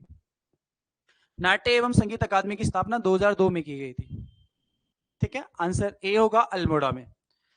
आप मुझे बताएंगे, संस्कृति साहित्य एवं कला परिषद संस्कृति साहित्य एवं कला परिषद का गठन कब और कहां पर किया गया? तो लिखेंगे 2004 में, देहरादून में। संस्कृति साहित्य एवं कला परिषद, संस्कृति साहित्य एवं कला परिषद 2004 देहरादून में। पर्वतीय कला परिषद, पर्वतीय कला परिषद का गठन कब, कहां और किसने करा? पर्वतीय कला परिषद का गठन 1968 में दिल्ली में मोहन उप्रेती ने करी थी। पर्वतीय कला परिषद का गठन 1968 में मोहन उप्रेती द्वारा दिल्ली में की गई। ठीक है, एक और लिखेंगे, लिखेंगे आप लोक संस्कृति संग्रहालय, लोक संस्कृति संग्रहालय।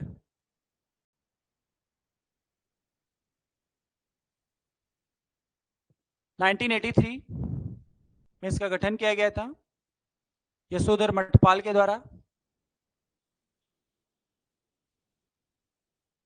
भीमताल नैनीताल, स्थान का नाम खुटानी है, वैसे खुटानी भीमताल नैनीताल में, तो भीमताल नैनीताल आपको याद रखना है। ठीक है, चलिए नेक्स्ट क्वेश्चन पे आते हैं, क्वेश्चन नंबर 33।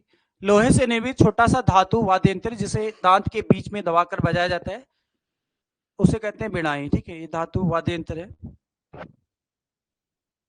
बाकी देखो ढोल, दमाऊ और डोर ये सभी चर्म वाद्य यंत्र है। ठीक है, यहां से भी आप कर सकते थे, आपको धातु वाद्य यंत्र पूछ रहा है। ठीक है, क्वेश्चन नंबर 34 पे आते हैं। टिहरी में सैम्य नाट्य क्लब की स्थापना भवानी दत्त उनियाल द्वारा कब की गई? कब की गई? 1917 में की गई थी। सी आंसर करेक्ट होगा। 35 पे आते हैं। पौंची है, पौंची क्या है? हाथ का एक आभूषण है पौंची। ठीक है, ए आंसर होगा। 36 पे आते हैं। निम्न कथनों पर विचार करेंगे। हाल ही में थानोग्राम देहरादून में स्पर्श हिमालय महोत्सव 2025 का आगाज किया गया। याद रखेंगे, थानोग्राम देहरादून में स्पर्श हिमालय महोत्सव 2025 का आगाज किया गया, बिल्कुल सही है। ठीक है, सेकंड है थानोग्राम देहरादून भारत का प्रथम लेखक गांव है, ये भी सही है। दोनों कथन बिल्कुल सत्य है, आंसर आपका सी होगा, दोनों कथन सत्य है। ठीक है, 37 पे आते हैं। निम्न में से एक कुमाऊनी साहित्यकार नहीं है, कुमाऊनी साहित्यकार नहीं है तो वीरेंद्र पंवार नहीं है, बाकी सभी कुमाऊनी साहित्यकार है। ठीक है,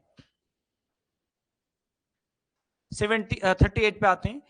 किस रचना के लिए लीलाधर जगुड़ी जी को 1997, पहले तो ये पॉइंट याद रखना है, 1997 में लीलाधर जगुड़ी को साहित्य अकादमी पुरस्कार दिया गया। किस रचना के लिए दिया गया? अनुभव के आकाश में चांद के लिए दिया गया। करेक्ट आंसर होगा बी। ठीक है, 39 पे आते हैं। नीलांबर पंत का संबंध किस जनपद से है?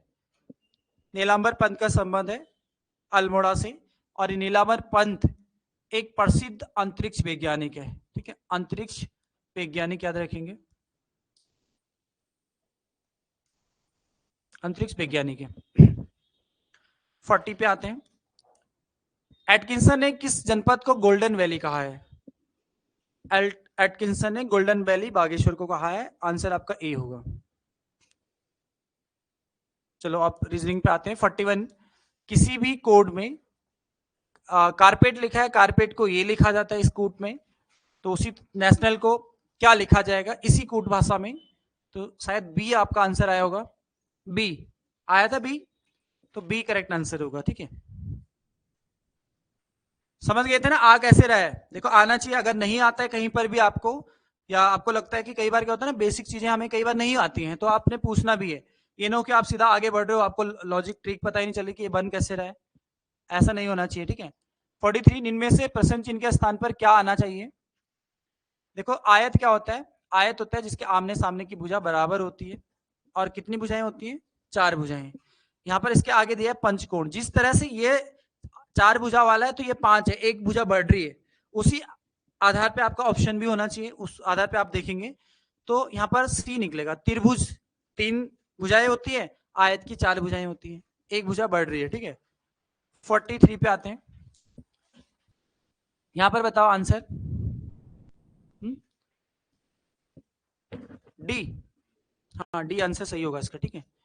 देख लो यहाँ पर देखो, आपको एक चीज याद रखना है, जब भी आपको जल प्रतिबिंब पूछा जाए तो हमेशा आपको याद रखना है इसको 1830 में से माइनस करना होता है, ये हमेशा याद रखना आपको, ठीक है। अगर वाटर इमेज आपको पूछा जा रहा है तो 1830 1830 से, और अगर आपको मिरर इमेज पूछ रहा है, दर्पण प्रतिबिंब पूछ रहा है तो 1160 हमेशा याद रखना है, 1160, ठीक है, ये याद रखेंगे दर्पण प्रतिबिंब के लिए।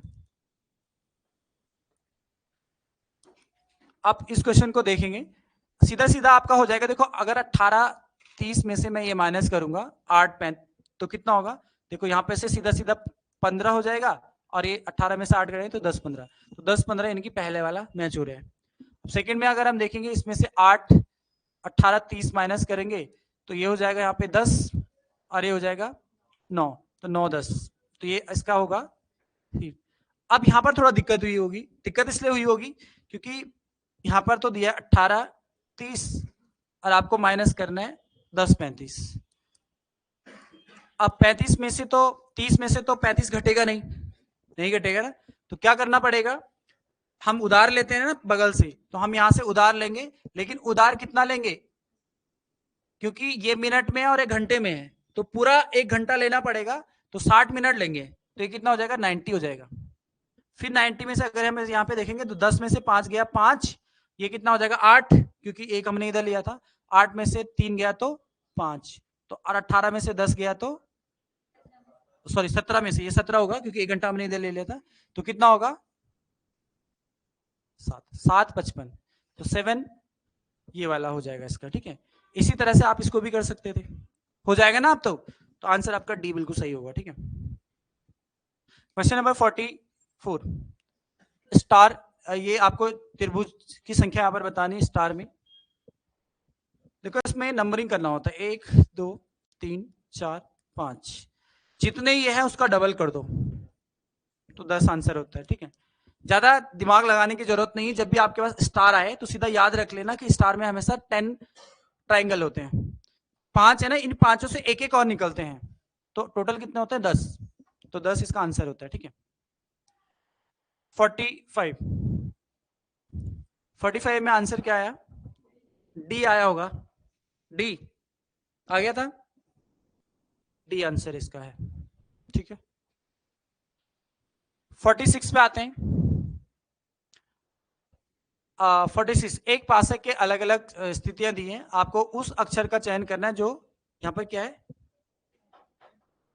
एन या एन है, ठीक है, एन वाले फलक के विपरीत फलक पर होगा।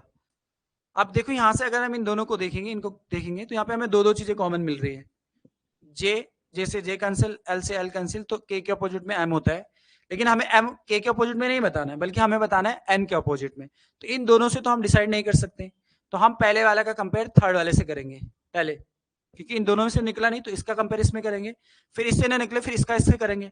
अब हम इसमें देखते हैं एक कॉमन जहां पर होगा वहां से निकल जाएगा, इसमें हम कॉमन देखेंगे तो हमें एल कॉमन दिख रहा है ना, एल कॉमन, तो एल होगा, उसके बाद इसको अगर एल को मैं घुमाऊंगा क्लॉकवाइज तो क्या होगा, के आएगा, फिर उसके बाद जे आएगा, फिर इस वाले एल यहां से उठाएंगे, एल को एल के नीचे लिखेंगे, फिर इसको भी घुमाएंगे, एम होगा, और यहाँ पर क्या होगा ओ, तो यहाँ पर बची हुई जो संख्या है आपके पास टोटल ये है ना, ये सब, तो यहाँ पर क्या बचा है एन, तो इसके नीचे एल के नीचे हमेशा एन होगा, तो एन के अपोजिट में क्या आएगा, एल आएगा, आंसर बी सही होगा।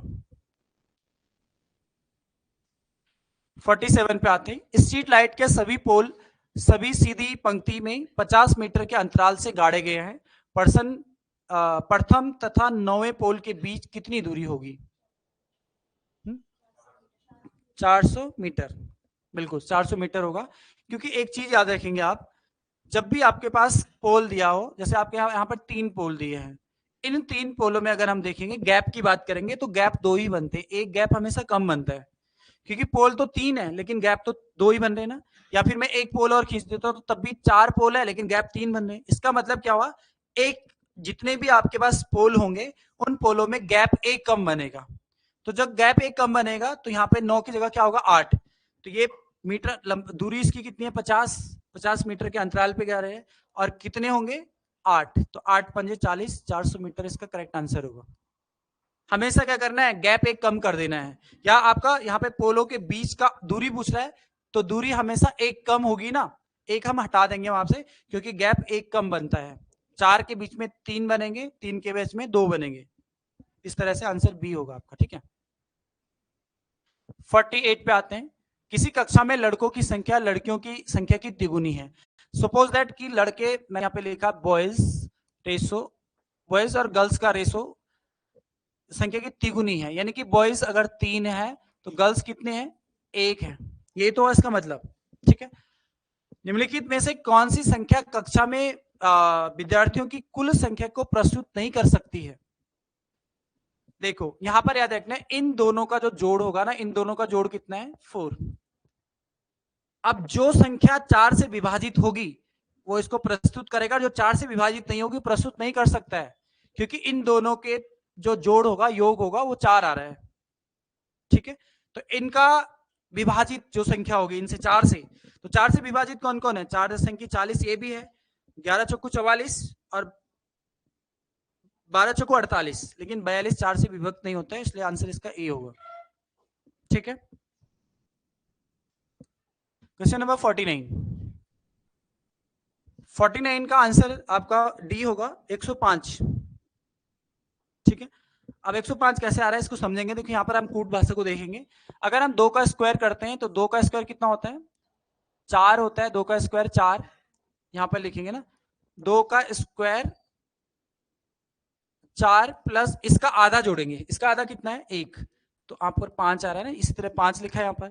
इसी तरह हम 4 का स्क्वायर अगर करेंगे तो 4 का स्क्वायर कितना होता है, 16, और प्लस इसमें इसका आधा कर देंगे, इसका आधा ऐड कर देंगे तो ये 18 हो जाएगा, वही लिखा है ना यहाँ पर 18। अब 6 में भी अगर हम देखेंगे 6 का स्क्वायर कितना होता है, 36, और 6 का आधा अगर हम जोड़ते हैं 3 तो ये 39 होगा, और यहाँ पर भी 39 लिखा है। अब हम क्या करेंगे, इसको भी ऐसे ही करेंगे। 10 का स्क्वायर कितना होता है, 10 का स्क्वायर होता है 100, और 100 में हमें इसका आधा जोड़ना होगा, 10 का आधा कितना होता है, 5, तो 105 इसका करेक्ट आंसर होगा, डी। ठीक है, डी। 104 भी आया किसी का, आया होगा। ठीक है, तो इसका डी आंसर है। ये देखना है ना आपको, ये कैसे इनका आंसर आ रहा है, तो उसी आधार पे लगाएंगे आप। ठीक है, क्वेश्चन नंबर 50, दिए गए विकल्पों में से उस संख्या का चयन कीजिए जो निम्नलिखित श्रृंखला में प्रश्न चिन्ह के स्थान पर आ सकती है। कौन आ सकता है, 94, क्योंकि अगर हम यहाँ पे देखेंगे, यहाँ पे 3 का गैप है, यहाँ पे 6 का गैप है, इनके 3 का मल्टीपल, फिर यहाँ पे 12 का है, यहाँ पे 24 का है, आगे कितना होगा 48, तो 48 में 46 को जोड़ेंगे तो 94 आंसर हो जाएगा। ठीक है, नेक्स्ट पे आते हैं, आपका जीएस का क्वेश्चन है। निम्न में से सही विकल्प का चयन करेंगे। कथन फर्स्ट है, भारत एक संपूर्ण प्रभुत्व संपन्न समाजवादी धर्मनिरपेक्ष लोकतांत्रिक गणराज्य है। ठीक है, बिल्कुल सही है। जब हमारी प्रस्तावना प्रस्तुत की गई थी तो उसमें ये लिखा था कि भारत एक संपूर्ण प्रभुत्व संपन्न समाजवादी धर्मनिरपेक्ष लोकतांत्रिक गणराज्य है, तो बिल्कुल सही है पहला वाला। सेकंड कारण बोल रहा है, इसे 42वें संविधान संशोधन 1976 द्वारा संपूर्ण प्रभुत्व संपन्न लोकतांत्रिक गणराज्य के स्थान पर प्रतिस्थापित किया गया। सही तो है। अरे आपने प्रस्तावना में पढ़ा है, एकमात्र संविधान संशोधन हुआ था 42वां संविधान संशोधन, जिसमें हमने 3 शब्द जोड़े थे। कौन कौन से, सबसे पहले समाजवादी, आपको याद रखना है समाजवादी।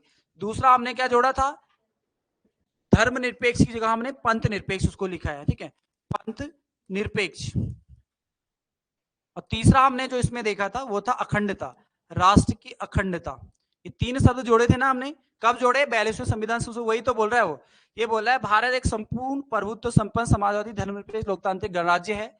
कारण दिया इसे 42वें संविधान संशोधन 1976 द्वारा संपूर्ण प्रभुत्व संपन्न लोकतांत्रिक गणराज्य के स्थान पर प्रतिस्थापित किया गया है। ठीक है, तो कथन और कारण दोनों सही है और इसकी व्याख्या भी करता है, करेक्ट आंसर ए होगा। कारण दिया है ना वो, तो कारण ये दिया है प्रतिस्थापित किया गया, तो सही तो बोल रहा है, इसलिए आपका आंसर ए करेक्ट होगा। ठीक है, क्वेश्चन नंबर 52 पे आते हैं। भारत के उपराष्ट्रपति के संबंध में निम्न कथनों पर विचार करेंगे। पहला है, वह राज्यसभा का पदेन अध्यक्ष होता है। बिल्कुल सही है, राज्यसभा का पदेन अध्यक्ष उपराष्ट्रपति होता है। ठीक है, आपने पढ़ा है। सेकंड जो दिया है, वह संसद के दोनों सदनों के सदस्यों से बने एक निर्वाचक मंडल के सदस्यों द्वारा चुना जाता है। बिल्कुल, दो सदन होते हैं, एक उच्च सदन और एक निम्न सदन, एक राज्यसभा और एक लोकसभा। उन दोनों सदनों के निर्वाचित प्लस मनोनीत दोनों उपराष्ट्रपति के चुनाव में भाग लेते हैं। एक चीज और याद रखना यहाँ पे, मनोनीत निर्वाचित प्लस मनोनीत।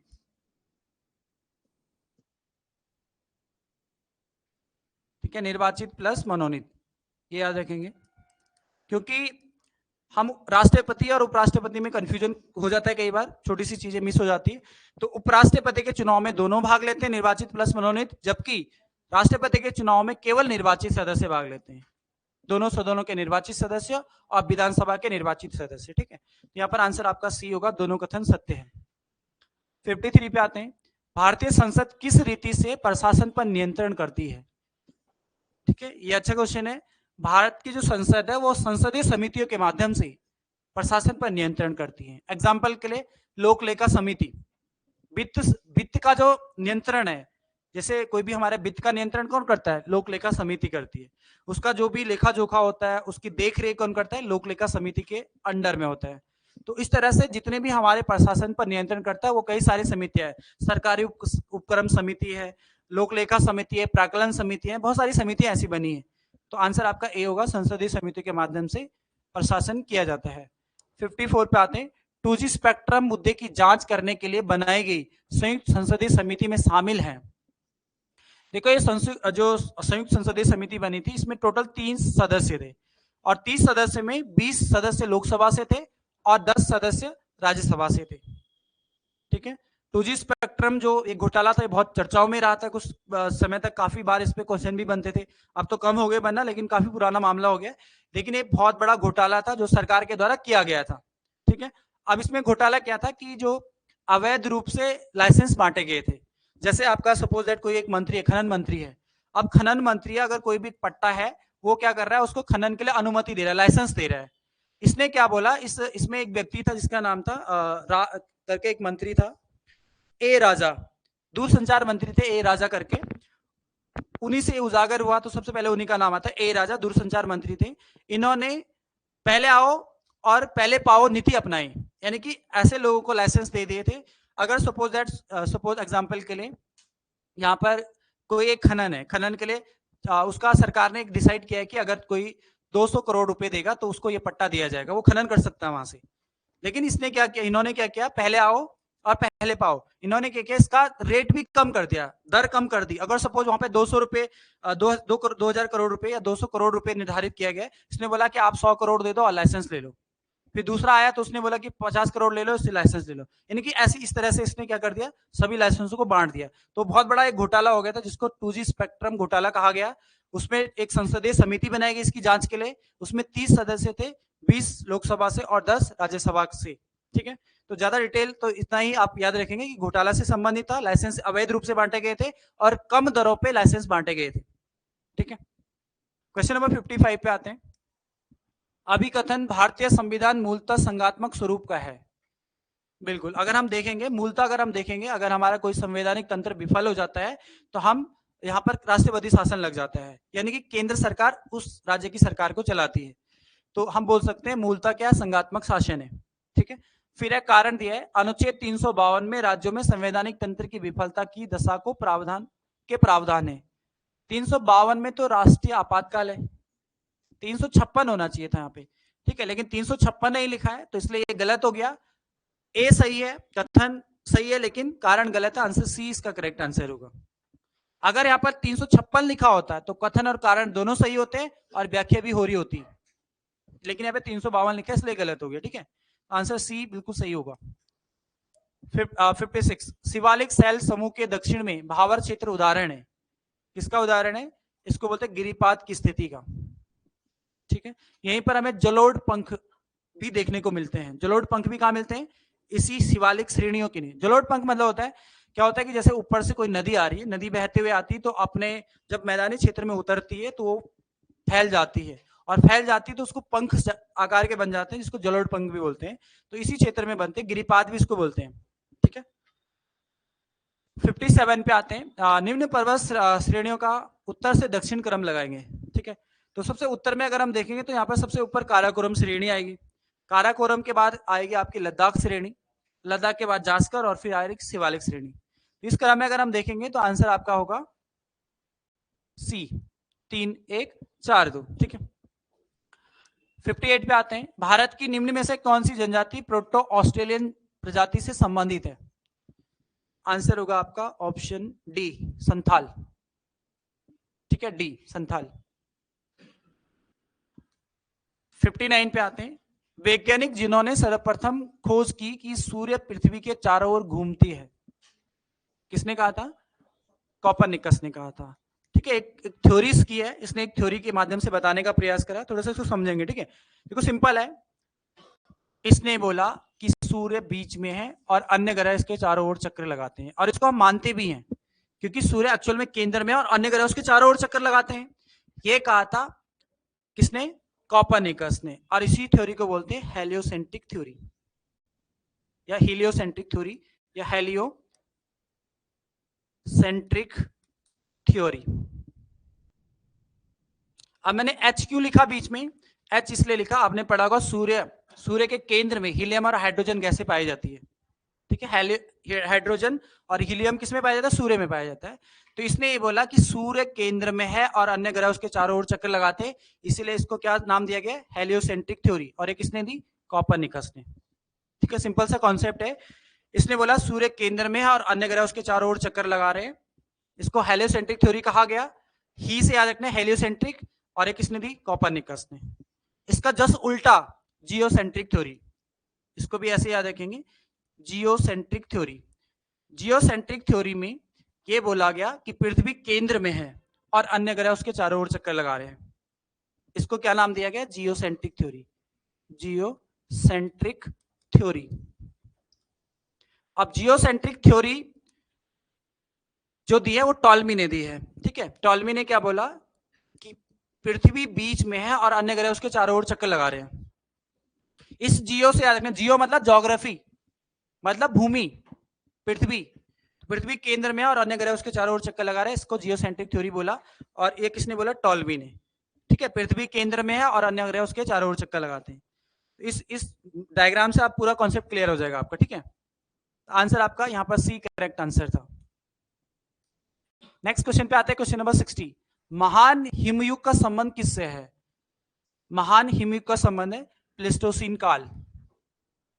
ठीक है, थोड़ा सा इसमें भी है कुछ कॉन्सेप्ट, ये महाद्वीपीय विस्थापन सिद्धांत से भी कनेक्ट होता है, तो इसको ऐसे समझने का प्रयास करेंगे। देखो, आप सभी ने पढ़ा है कि पृथ्वी पर पहले एक विशाल भूखंड था।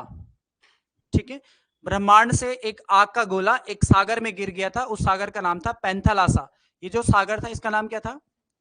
पैंथालासा था। ठीक है, और ये जो भूखंड था इसको नाम दिया गया था पैंजिया। अब इस सागर में जब ब्रह्मांड से गोला गिरा तो धीरे धीरे करके ठंडा हुआ। जब ठंडा हुआ तो ये जम गया, एक पपड़ी सी जम गई और एक स्थल मंडल का रूप ले लिया इसने। अब ये जब स्थल मंडल का रूप लिया तो ये कार्बोनिफेरस युग में तो एक साथ जुड़ा हुआ था, लेकिन धीरे धीरे क्या हुआ, इसके विखंडन होने लगे। विखंडन होने का जो मेन रीजन था वो प्लेस्टोसीन काल था। प्लेस्टोसीन काल में क्या हुआ, इसके चारों ओर बर्फ जम गई। जो ये दिया है महान हिमयुग, ये महान हिमयुग यही था जब इसके चारों ओर क्या होगा, बर्फ जम गई। ये पूरा समुद्र ही पूरा बर्फ का बन गया, बर्फ का गोला। अब एक कॉन्सेप्ट होता है, आपने पढ़ा होगा, पृथ्वी गर्म है, आज भी गर्म है, पृथ्वी के अंदर से अभी भी लावा निकलता है, जब ये नीचे से ज्वालामुखी उद्गार होते हैं, भूकंप आते हैं। क्यों आते हैं? क्योंकि प्लेटें आपस में टकराती हैं नर्म अवस्था में और ज्वालामुखी उद्गार होता है। तो ये अभी भी इसके अंदर गर्म है, गर्मी है। जब अंदर गर्म होगा, बाहर ठंडा होगा, तो एक प्रेशर पड़ेगा। आपने पढ़ा होगा ना, प्रेशर हमेशा जब सर्दियां होती, सर्दियों में आपने देखा होगा जो चीजें नरम हो जाती है, कठोर हो जाती हैं और वो टूट भी जाती हैं। टूटने का कारण प्रेशर जब उसके ऊपर पड़ता है तो टूट जाती हैं। तो वही एक मेन रीजन था इस महाद्वीपीय विस्थापन का।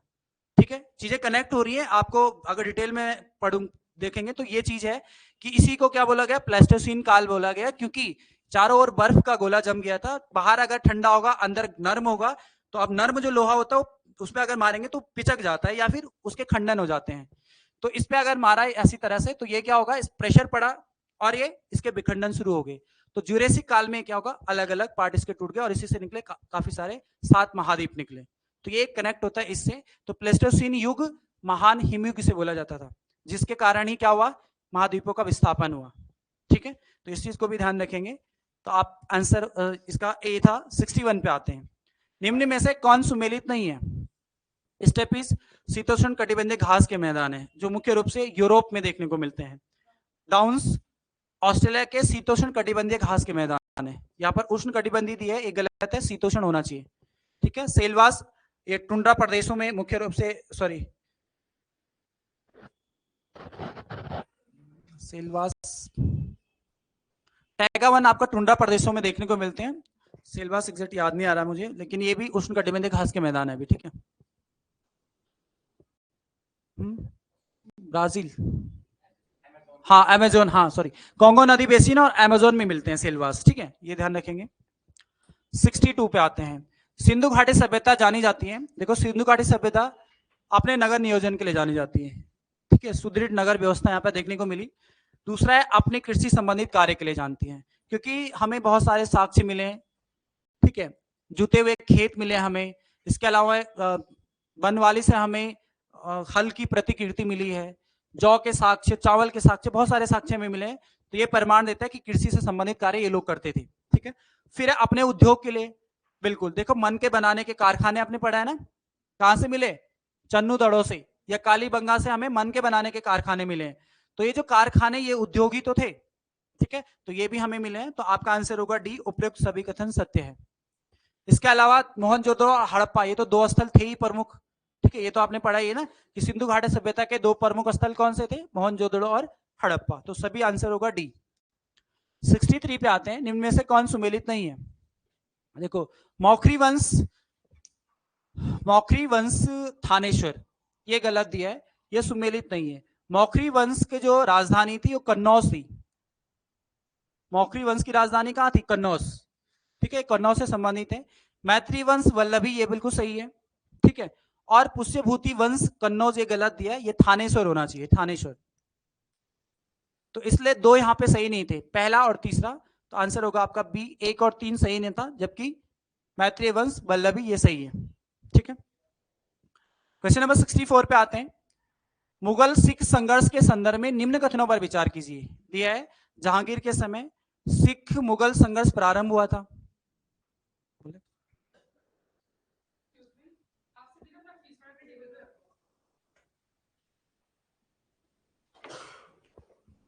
आप आगे ध्यान देते रहेंगे। ठीक है, क्वेश्चन नंबर 64 है, मुगल सिख संघर्ष के संदर्भ में निम्न कथनों पर विचार करेंगे। लिखा है जहांगीर के समय सिख मुगल संघर्ष प्रारंभ हुआ था। बिल्कुल सही है। देखो जहांगीर के समय सिख मुगल संघर्ष मुख्य रूप से प्रारंभ होता है, और इसका मुख्य कारण क्या था? खुसरो की मदद करने के आरोप में, खुसरो की मदद करने का आरोप इन पे दो लोगों पे लगाया गया था, जहांगीर और अर्जुन देव को। हरगोविंद, जहांगीर और अर्जुन, सॉरी जहांगीर ने अर्जुन देव और हरगोविंद को कैद कर दिया था। किसके लिए? इसको संशय था, इसको ये था कि इन्होंने खुसरो की मदद करी है, इसलिए इन दोनों को बंदी बना दिया था। ठीक है, दोनों को बंदी बनाया था, ये ध्यान रखना है। तीसरा, इनका संघर्ष धार्मिक न होकर व्यक्तिगत एवं राजनीतिक था।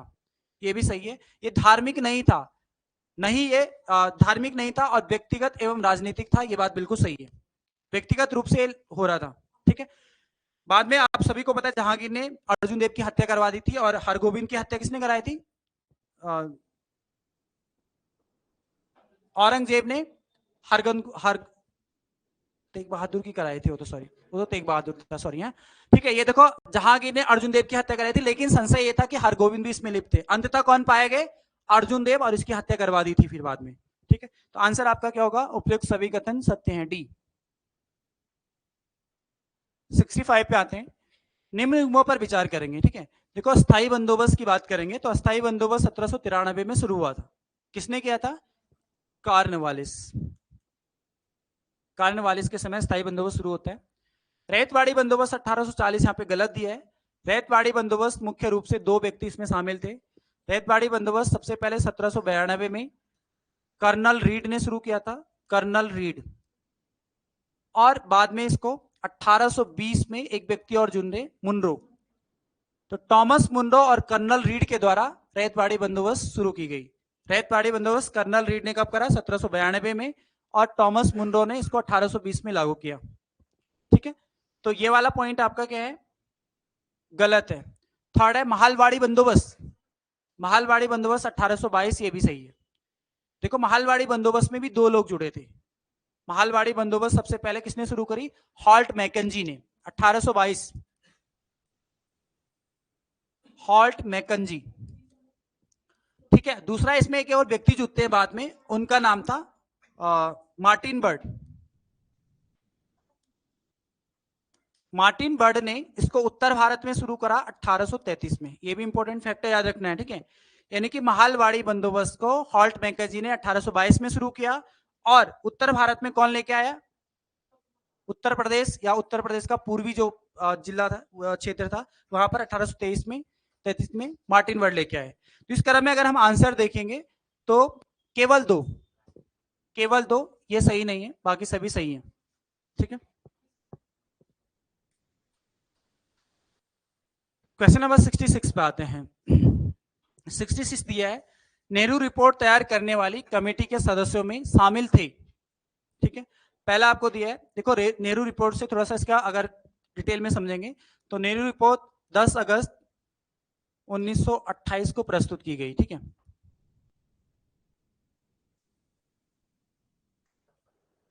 प्रस्तुत की गई थी। इसके जो अध्यक्ष थे वो आपको याद रखने, कौन थे इसके अध्यक्ष, मोतीलाल नेहरू थे। ठीक है, मोतीलाल नेहरू। ठीक है, देखो मोतीलाल नेहरू की अध्यक्षता में नेहरू रिपोर्ट तैयार की गई थी। वहां पे जवाहरलाल नेहरू भी ऑप्शन होता है। ठीक है, ध्यान रखेंगे, मोतीलाल नेहरू की अध्यक्षता में ही इसका गठन किया गया था। इसका जो मेन उद्देश्य था वो ये था, भारत के लिए एक संविधान का मसौदा तैयार करना, भारत के लिए एक संवैधानिक ढांचा तैयार करना, उसके लिए इसको बनाया गया था। और इसमें कुछ बातें रखी गई थी। ठीक है, वो हम अभी बात करेंगे। सबसे पहले हम बात करते हैं कि इसमें एक अध्यक्ष था और टोटल इसमें सदस्य 8 थे। 8 सदस्य इसमें थे। ठीक है, 8 सदस्य इसमें थे। ठीक है, जिनमें से तेज बहादुर सप्रू, सुभाष चंद्र बोस और अली इमाम भी थे, लेकिन यहाँ पे अनी बेसेंट नहीं थे। ठीक है, तो आपका आंसर क्या होगा, 1, 2 और 4। 1, 2, 4 आपका करेक्ट आंसर है बी। टोटल सदस्य 8 थे, अध्यक्ष मोतीलाल नेहरू थे। प्रस्तुत किया गया था 10 अगस्त 1928 को। इसके मुख्य पॉइंट क्या क्या थे उसको थोड़ा सा हम देखेंगे, बात करेंगे उस बारे में।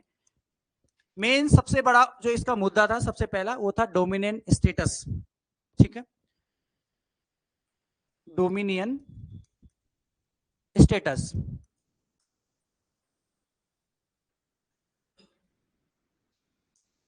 ये वेरी इंपॉर्टेंट, बहुत बार पेपर में बनता है। ठीक है, दूसरा जो इसने ये बोला हमें क्या क्या चाहिए, एक तो इसने बोला हमें डोमिनेट स्टेट दिया जाए।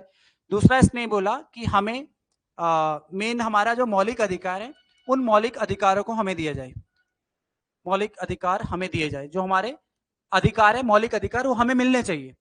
तीसरा इसने बोला एक संघीय सरकार का गठन हो, संघीय सरकार। फिर इसका एक पॉइंट ये भी था, किसने ये बोला जो पृथक निर्वाचन मंडल आपने व्यवस्था करी है उसको समाप्त किया जाए, क्योंकि उससे क्या हो रहा था, विभाजन हो रहा था। मुस्लिमों के लिए एक पृथक निर्वाचन मंडल अलग से बनाया गया था, उसको भी समाप्त किया जाए। तो पृथक निर्वाचन मंडल को समाप्त किया जाए, पृथक निर्वाचन मंडल समाप्त। इसके अलावा भाषाई प्रांतों का गठन किया जाए, भाषा आधार पर प्रांतों का गठन किया जाए। ये मुख्य पॉइंट थे, और भी कुछ पॉइंट्स थे लेकिन मेन ये थे, इनको याद रखना है। डोमिनेंट स्टेटस, मौलिक अधिकारों की मांग की गई थी, संघीय सरकार का गठन किया जाए, पृथक निर्वाचन मंडल को समाप्त किया जाए और भाषाई प्रांतों का गठन किया जाए, ये बात रखी गई थी।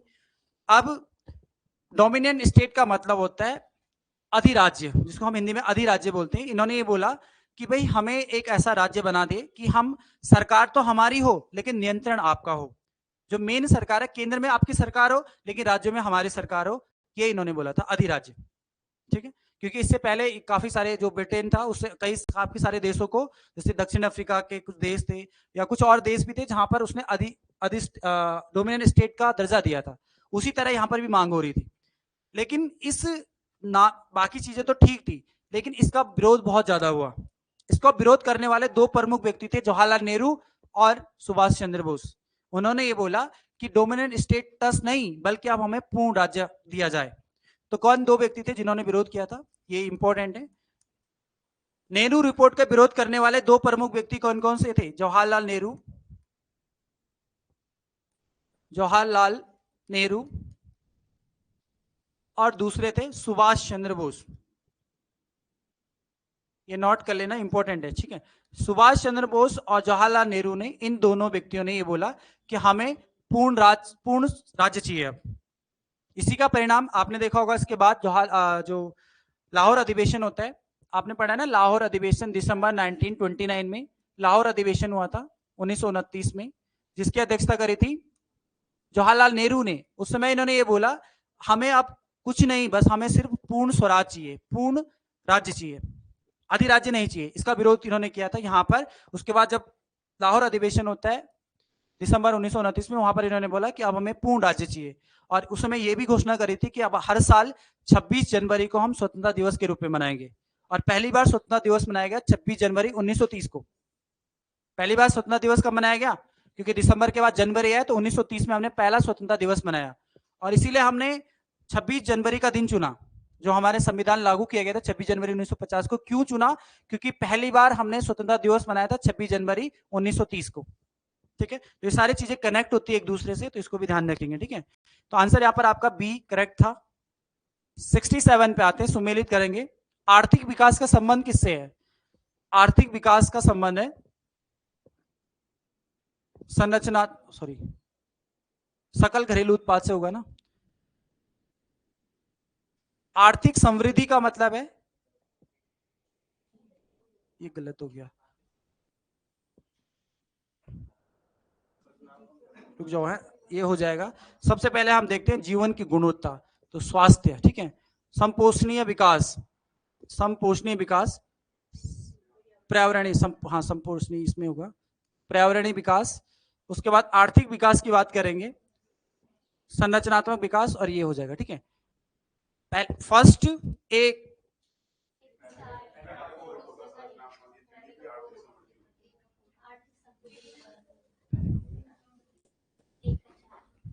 हाँ सॉरी, आर्थिक संरचना हो जाएगा, आर्थिक विकास दे रहा, हाँ ठीक है। आर्थिक विकास, संरचनात्मक परिवर्तन, आर्थिक समृद्धि, जीडीपी, संपोषणीय विकास, पर्यावरण से, और ये हो गया एक। ठीक है, 4 1 2 3, 4 1 2 3, ऑप्शन डी तो हो रहा है। ठीक है, डी, थोड़ा कंफ्यूजन हो गया। चलो नेक्स्ट पे आते हैं, क्वेश्चन नंबर 68। भारतीय योजना के संदर्भ में निम्न कथनों पर विचार करेंगे। द्वितीय पंचवर्षीय योजना ने भारी उद्योगों की स्थापना पर बल दिया। ठीक है, बिल्कुल सही है। हमने पढ़ा था ना कुशाग्र वाला फॉर्मूला, कि पहली पंचवर्षीय योजना पे हमने किस पे बल दिया था?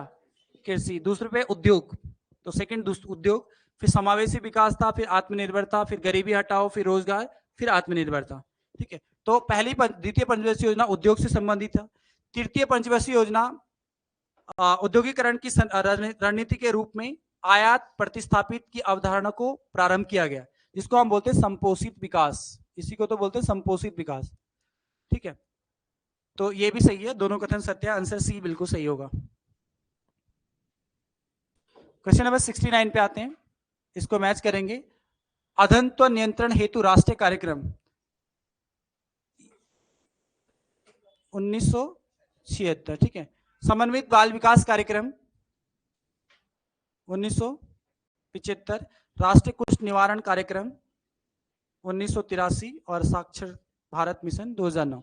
तो 2143 ए इसका करेक्ट आंसर होगा। ठीक है, क्वेश्चन नंबर 70 पे आते हैं।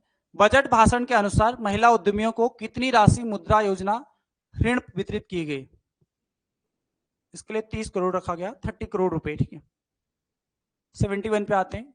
सार्वजनिक स्वास्थ्य एवं स्वच्छता राज्य सूची का विषय है, जनगणना संघ सूची। राज्यसभा में सीटों का बंटवारा, ये गलत है क्योंकि ये 4th शेड्यूल में है। ठीक है, 4थी अनुसूची में है, तो यही आपका आंसर भी होगा। 72 पे आते हैं, सुमेलित करेंगे। स्वदेश, जो एक पत्रिका थी स्वदेश पत्रिका, ये प्रकाशित होती थी गोरखपुर से। ठीक है, भारत बंधु, हाथरस से, सत्यवादी, आगरा से और आपका शक्ति समाचार पत्र अल्मोड़ा से प्रकाशित होते थे। ठीक है, तो इसमें देखेंगे तो पहले का 4 बी करेक्ट आंसर होगा इसका। 72 का बी आंसर है। क्वेश्चन नंबर 73 पे आते हैं। जब संपर्क स्थापित करने का समय अधिक और डेटा का साइज कम हो तो डेटा हस्तांतरण के लिए उपयुक्त अधिमान तरीका निम्न में से कौन सा है? इसको बोलते हैं packet switching. B correct answer होगा। 74 पे आते हैं। एक्सेस में एक्सेल होगा, ठीक है, ये क्या है? एक्सेल। एक्सेल में वर्कशीट की मूल इकाई को कहा जाता है, इसको सेल बोलते हैं, सेल। ठीक है, ऑप्शन ए। 75 पे आते हैं। आईपी एड्रेस कितने क्लासेस में विभाजित होते हैं? आईपी एड्रेस 5 क्लासेस में विभाजित होते हैं, ए बी सी डी और ई। ठीक है, ये भी हमने पढ़ा है। 76 पे आते हैं। ईरानी कप 2025-26 का विजेता कौन है? ईरानी कप 2024-25-26 का विजेता विदर्भ है।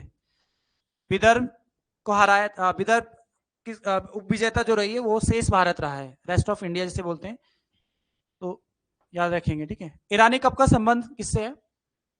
क्रिकेट से ईरानी कप। ठीक है, ये भी ध्यान रखना है। 77 पे आते हैं। शास्त्रा रामानुज पुरस्कार 2025 किसे दिया गया? अलेक्जेंडर स्मिथ को दिया गया। ठीक है, आंसर होगा बी। 77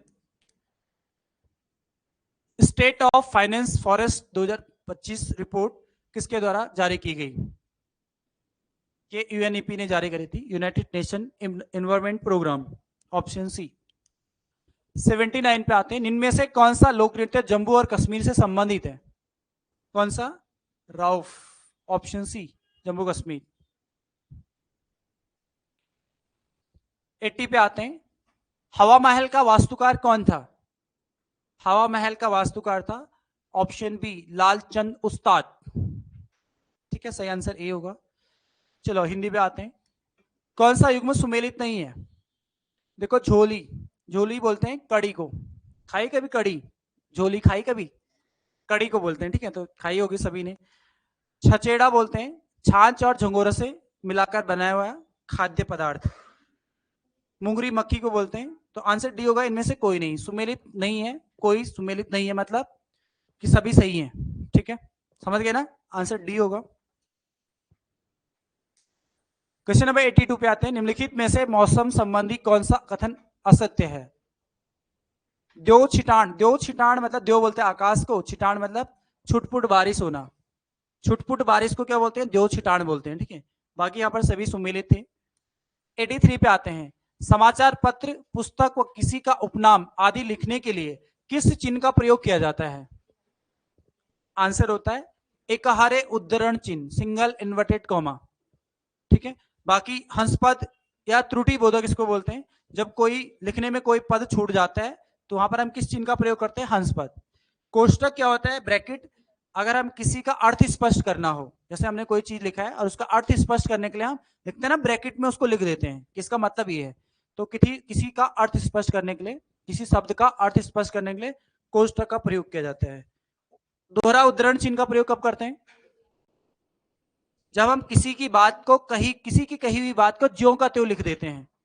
जैसे सुभाष चंद्र बोस ने कहा कि तुम मुझे खून दो मैं तुम्हें आजादी दूंगा, तो किसके अंदर आएगा? डबल इन्वर्टेड कॉमा के अंदर आएगा। ठीक है, या किसी के उपनाम, वो भी डबल इन्वर्टेड कॉमा के अंदर आते हैं। Question number 84। हाँ,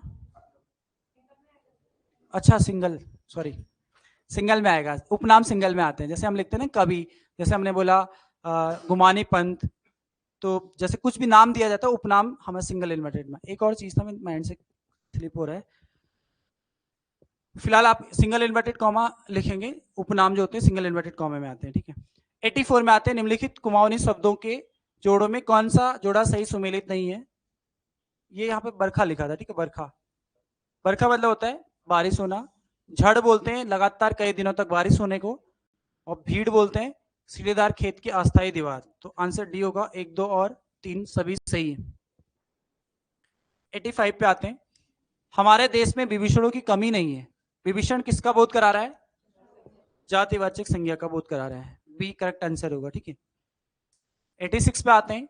निम्नलिखित गढ़वाली महीनों के संदर्भ में दिए गए कथनों पर विचार करें और सही उत्तर वाले विकल्प का चयन करें। देखो, चैत्र मास प्राय मार्च अप्रैल के मध्य में आते हैं।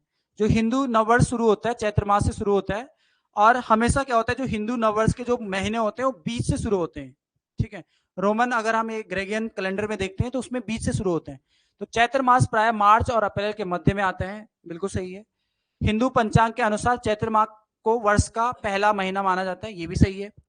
चैत्र मास के शुक्ल पक्ष की प्रतिपदा को, प्रतिपदा मतलब तो पहली तिथि, प्रतिपदा पहली तिथि को बोलते हैं, ठीक है, को हिंदू नववर्ष का आरंभ होता है, जिसे विक्रमी संवत कहते हैं, ये भी सही है। तो आंसर आपका क्या होगा, ऑप्शन डी, 1, 2, 3 सभी कथन सत्य है। 87 पे आते हैं। निम्नलिखित में से किस एक विकल्प में सभी शब्द पर्यायवाची है? देखो, सभी शब्द पर्यायवाची का मतलब सभी एक समान है। ठीक है, देखो, प्रभा, अर्ची, रश्मि और अंशु, ये सभी पर्यायवाची होते हैं किरण के, किरण। ठीक है, किरण के पर्यायवाची हैं। पंकज, नीरज, अंबुज, सरोज, जलज, वारिज, ये सब किसके पर्यायवाची होते हैं? पुंडरीक भी, ये सभी कमल के पर्यायवाची हैं। ठीक है, चिकुर, कुंतल, रोम और अलख, ये बाल के पर्यायवाची होते हैं, यानी कि केस। ठीक है, तो सभी यहां पर सही थे, आंसर सी होगा, 1, 2 और 3। 88, निम्नलिखित में से कौन सा एक सही सुमेलित नहीं है? देखो, हिलोलू हाथ तब मिलोलू भात, यानी जब परिश्रम करोगे तभी कुछ मिलेगा, बिना मेहनत का कुछ नहीं मिलता। ठीक है, तो पहले वाला सही है। वीराण खुटोकू हिटवाक, मतलब वीराना मतलब होता है दूसरे का पैरों से चलना, यानी कि दूसरों पर निर्भर होना, ये भी सही है। ठीक है, अपणु पालू कुकुर काटत, मतलब अपने, अपना ही, जिसको बोलते हैं रक्षकी भक्षक। रक्षकी भक्षक मतलब कि अपना ही पाला हुआ अपने को ही नुकसान पहुंचा रहा है।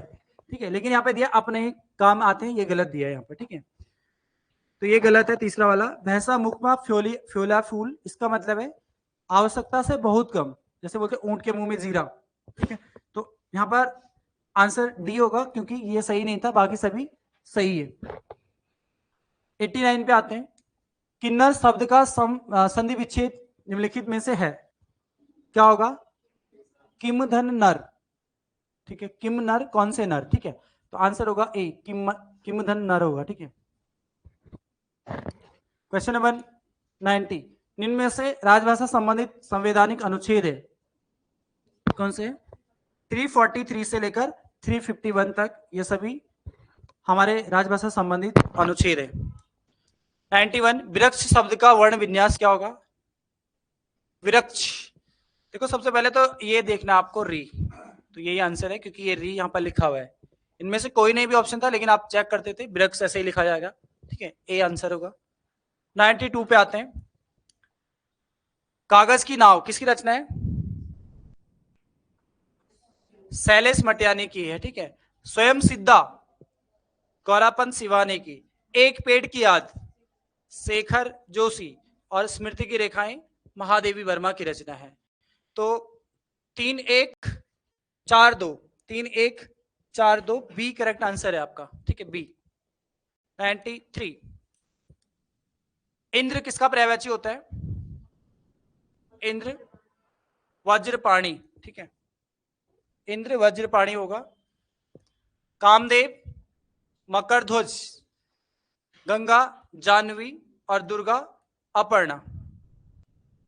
तो पहले का तीसरा डी आंसर है, डी। 94, निम्नलिखित में से अशुद्ध वाक्य है, अशुद्ध वाक्य कौन सा है? ए। ठीक है, यहां पर लिखे ना, वहां बहुत से पशु और पक्षी उड़ते और चरते हैं, गलत लिखा है ना सीक्वेंस। बहुत से पशु चरते और उड़ते होना चाहिए ना, पहले पशु है फिर पक्षी है। तो पशु क्या है? चरते हैं, और पक्षी क्या है? उड़ते हैं। तो ये गलत सीक्वेंस लिखा है, इसलिए गलत है। ठीक है, बाकी सभी सही है। बी भी किया किसी ने? बी नहीं, बी सही है। हम संपूर्ण भी बोल सकते हैं, भर भी बोल सकते हैं। जैसे कोई एक पार्ट है ना, जैसे देश बोला है, मैं बोला संपूर्ण देश में गरीबी छाई है, तो संपूर्ण देश का प्रयोग करते हैं ना हम लोग, और सही भी है वो। ठीक है, क्योंकि देश तो बहुत बड़ा है ना, उसी तरह से देश भर भी हम प्रयोग कर सकते हैं। ऐसा नहीं कि आप ये, बहुत बच्चे इसको गलत कर रहे होंगे, लेकिन ये सही है, इसको सही लिखते हैं। क्वेश्चन नंबर 95, जो पत्र सरकारी विभागों, संबंध अधीनस्थ और स्वायत्तशासी निकायों, विदेशी सरकारों, राज्य सरकारों, स्वैच्छिक संस्थाओं तथा व्यक्तियों को लिखा जाता है, उसे कहते हैं। तो नाम से ही पता चल रहा है सरकारी विभाग यानी कि सरकारी पत्र होंगे। ठीक है, आंसर होगा सी। 96 पे आते हैं। खाप सुकुण मतलब होता है चिंतन होना। ठीक है। आसर हूण मतलब किसी पर भरोसा, किसी पर आश्रित होना। ठीक है। कान भरण चुगली करना, सभी सही है यहां पर भी, ऑप्शन सी। 97, घुमक्कड़ शास्त्र के रचनाकार कौन है? घुमक्कड़ शास्त्र राहुल सांकृत्यायन की रचना है, ऑप्शन ए इसका सही आंसर होगा। 98 पे आते हैं। लिपि के विकास का सही अनुक्रम क्या है? क्या होगा? सी। आपको मैंने याद भी कराया था, इसको ऐसे याद रखना है। लिपि का विकास क्रम चिसु प्रभा, चित्रात्मक, सूत्रात्मक, प्रतीकात्मक और भावनात्मक। ये तो लिपि का विकास क्रम लिखाया था। और एक और लिखाया था आपको, अगर पूछेगा देवनागरी लिपि, देवनागरी लिपि, तो इसके लिए मैंने आपको लिखाया था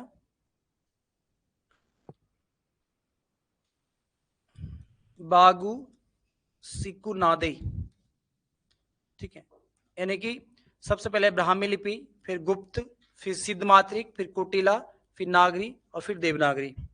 ठीक है, ये तभी काम करते हैं अगर आपने पढ़ा है पहले। ठीक है, ये ना हो कि आप भूल ही गए कि गु का मतलब क्या है।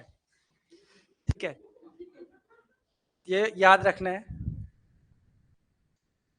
क्वेश्चन नंबर 99, निम्न में पीयूष शब्द का पर्यायवाची नहीं है। Option A Pratyush. ठीक है, पीयूष मतलब होता है अमृत, सुधा, सोम, पीयूष, अमृत, ये सभी अमृत के पर्यायवाची है। लास्ट 100 सुमेलित करेंगे। मराठी की लिपि क्या है? देवनागरी। उर्दू, फारसी, फ्रेंच, रोमन और पंजाबी गुरुमुखी। ठीक है, तो 4 बी आंसर होगा, बी 4 3 1 2।